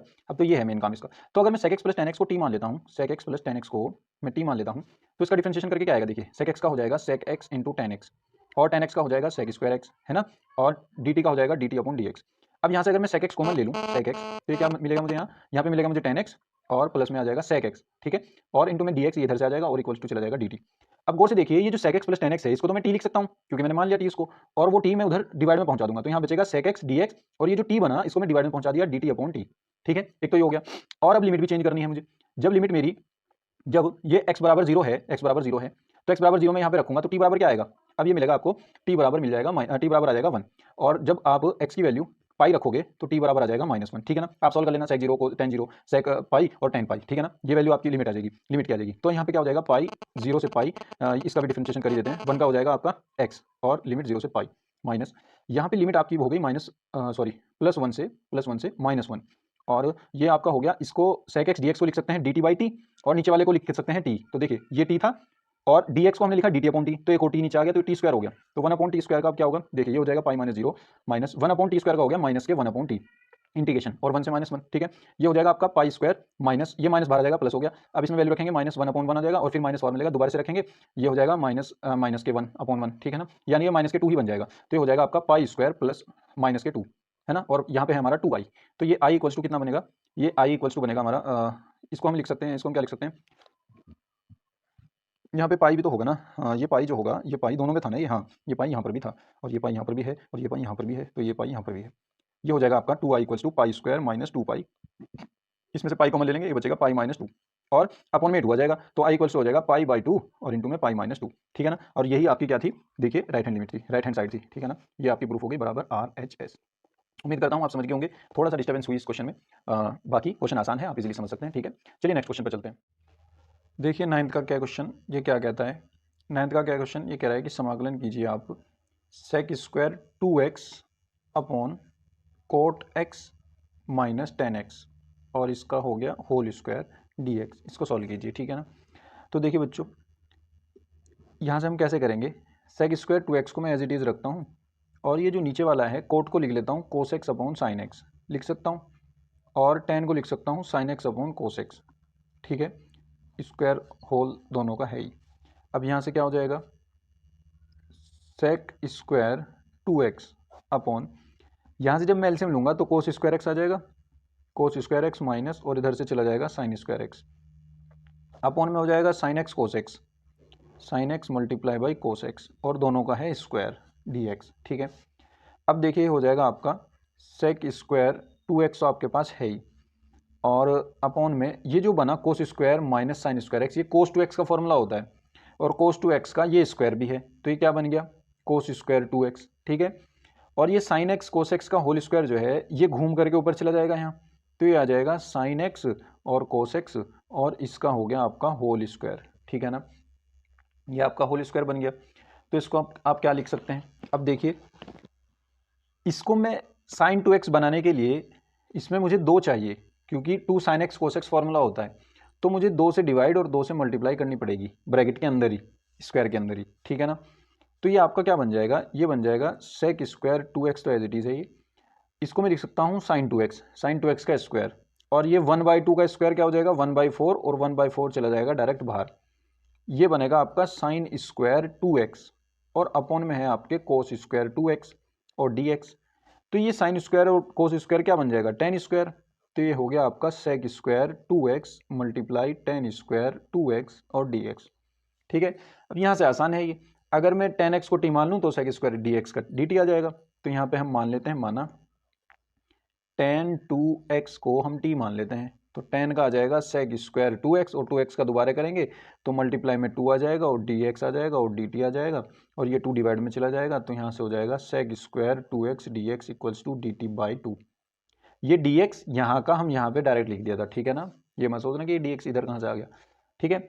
अब ये value sec square 2x dx की, ये और ये dx, इसकी जगह हम लिख सकते हैं dt बाई 2, और इसकी जगह हम t स्क्वायर लिख देंगे, तो ये हो जाएगा 1/4 समाकलन टी स्क्वायर, इसकी जगह tan 2x की जगह t लिख दिया, टी स्क्वायर हो गया, पूरे की जगह dx dt अपॉन t लिख दूंगा, dt अपॉन 2, 2 चला गया बाहर, तो ये कितना हो गया 1/8 हो गया, ठीक है ना, 1/8 हो गया, और इसको हम लिख सकते हैं t cube by 3, T square का हो जाएगा t cube by 3, T cube by 3, और ये आ जाएगा आपका प्लस c, ठीक है। यहाँ पे हमारा आ गया 1/8 या 24, और t की वैल्यू रख देंगे, t की वैल्यू कितनी थी हमने माना था 10x 10 2x, तो ये आ जाएगा tan क्यूब 2x, और प्लस में आ जाएगा c, ये आपका हो जाएगा आंसर। और बच्चों जो आंसर है उसमें ये 1/6 आ रहा है, ठीक है ना।